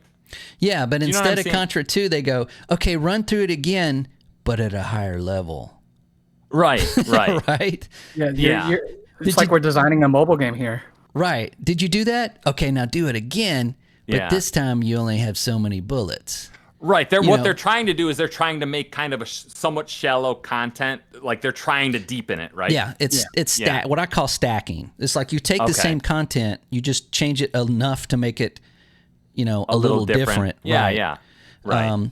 And I'm a Destiny 2 player, so I'm right there with them. Like the Nightfall is slightly different. Yeah, let's do it. Because the gameplay is just so much fun. Right. The gunplay, just the abilities. They've nailed so much of that just inner gameplay loop that I think that. At this point of this GDC, they're relying too heavily on that, and not, going for just deeper gameplay. And this is what we get at the end of that is Lightfall this year, which was just kind of a flop for any Destiny fan. I just feel like this year is like an off year for them. Like they're just not very much investing so. that much. Yeah. Quick thing. Let's go back to the quote real quick. The velocity quote, right? Regarding that quote, I feel like Bungie, particularly, they're in a special position compared to any other live service developer, right? Because of the nature of Destiny. Right. Just the nature of their pedigree. Like just having the Bungie name puts you at a privileged position compared to other companies that are making live service that does not have the option or the resources to create velocity, right? Like not every company can just... true. So I mean, I found that a little like he's speaking from a different position than a lot of other companies. Like this is developer talk, right? They're talking to other developers. Right. I do not think this is a good advice for a general developer population. No, I don't either. That's what I was saying about unknowingly releasing games that are unfinished. That's I don't want that to become the standard. Right. And I hope there were some developers in the audience that were like, "Dang, dude," that sucks. But who knows? I don't know. Yeah. I guess my last quote, we kind of already talked about it, but I'll get through it. He says, I guess Bungie says, or he says, or whatever, you're building a train station, not a train. When Destiny first launched, Bungie would take a lot of time to make big expansions. For example, the Taken King. Then there'd be a small break for our developers. Then they'd make the Rise of Iron. Today, Bungie is frequently making 5 content updates simultaneously. The example given was Beyond Light, The Witch Queen, Seasons of the Worthy, Season of the Hunt, and Season of Opulence. So apparently they have a lot of teams that are like, we're all kind of doing different things. My question is the dumbest question ever, so I feign to even ask it. I say, guys, is the Supply Drop podcast a train or is it a train station? I don't know why I typed that because I was in a time crunch. But I guess that does show you. Do you have an answer for that? Scott, quickly say something while I think. We're a train. We're a train. I think we're a train station. I think we're a completed train. Yeah. Well, let me offer the counter. What we're producing trains. We're making a train. We're getting it out. We're making a train. We're getting it out. Yeah. Scott is the caboose. Remember? Sky is the caboose. Yeah. That's a good call. I've been called that before. Yeah. Yeah. I guess it'll be interesting because I always think like, all right, what does this mean for like future Bungie games or future games in general? And it will be interesting to see how Marathon. I'm hoping Marathon is more of a sandbox than we got to make content every month to keep players engaged, right? Yeah, I think maybe that was his point. Without kind of saying it, is that with Marathon, it's going to be more of you kind of create your own game, right?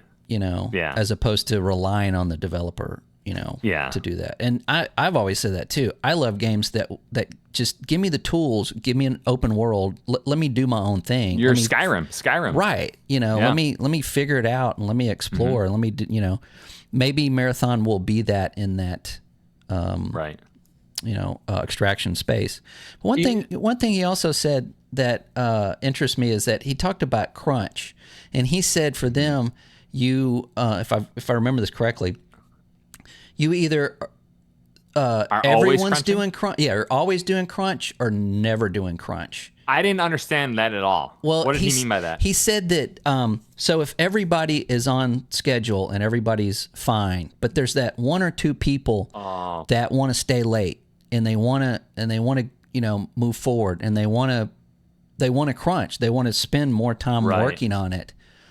Then if someone else falls behind, then if trains collide, right?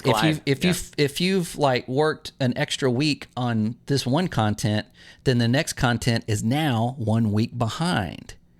Mm-hmm. So, then you have multiple trains leaving the station at different times, and you can't have that. Yeah. So it's either got to be, all or nothing.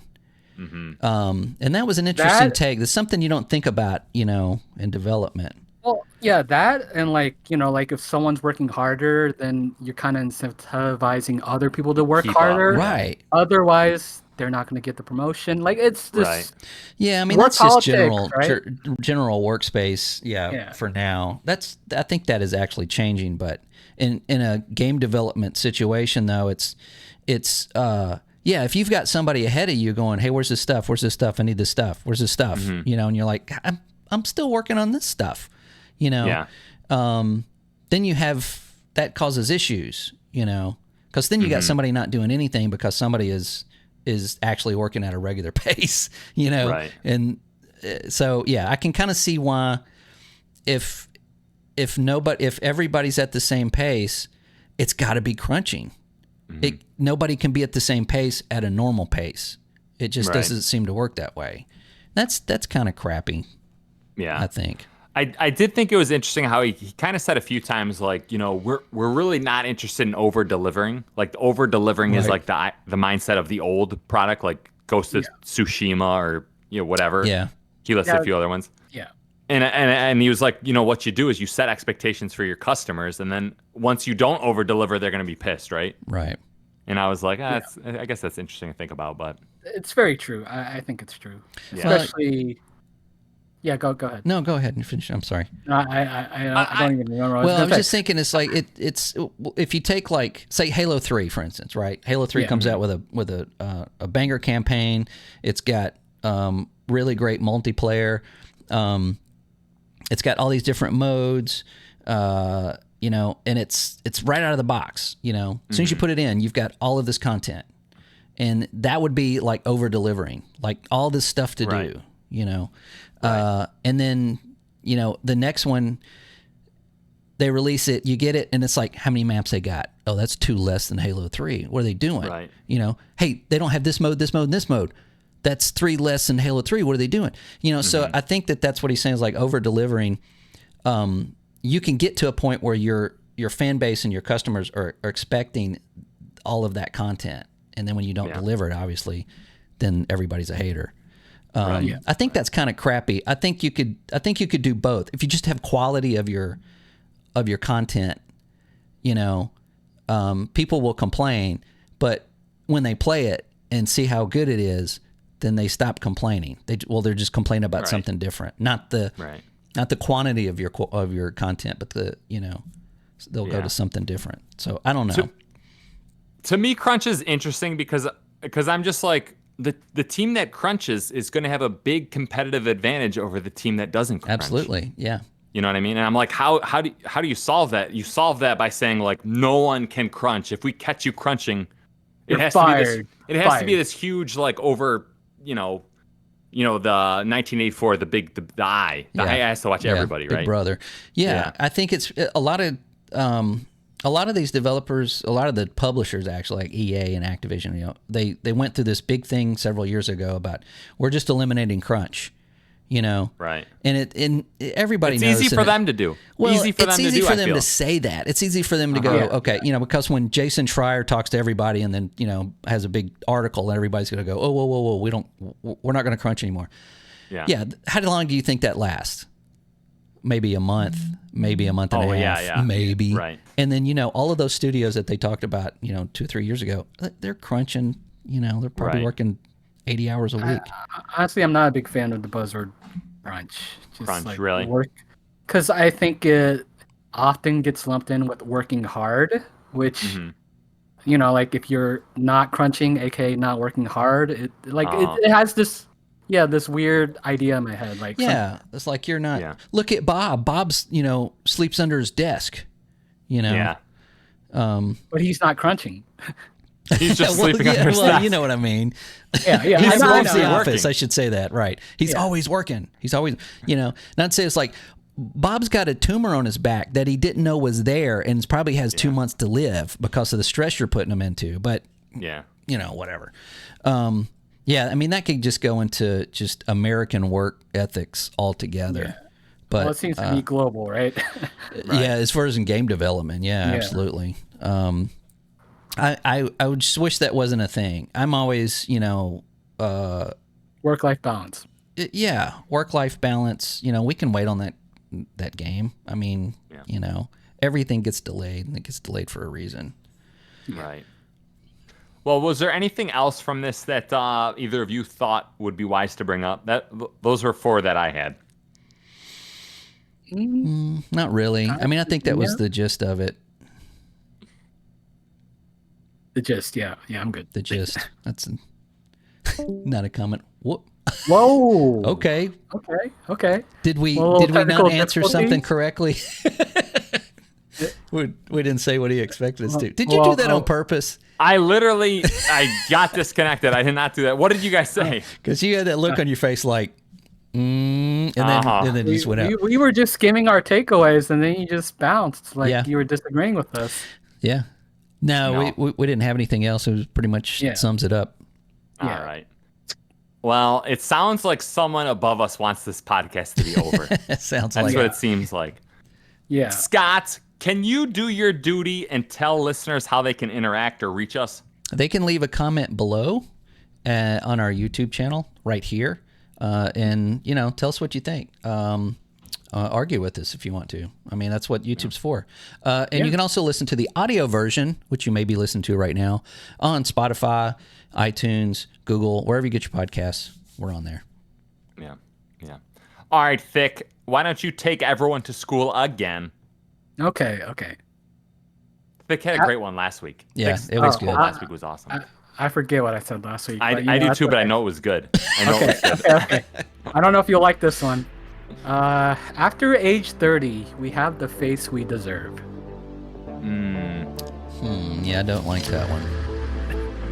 We have the face I guess that's interesting. I guess that's an interesting one. Yeah, I get it. I feel like I've heard a little older. I've heard like maybe 50 or something. Everyone has the face they deserve. Maybe. But that's your maybe. That's what I got. That's what I got. So. All right. Well, that's going to finish the podcast off. Everyone, we'll see everyone on Monday. Yeah. Bye. Have a good week.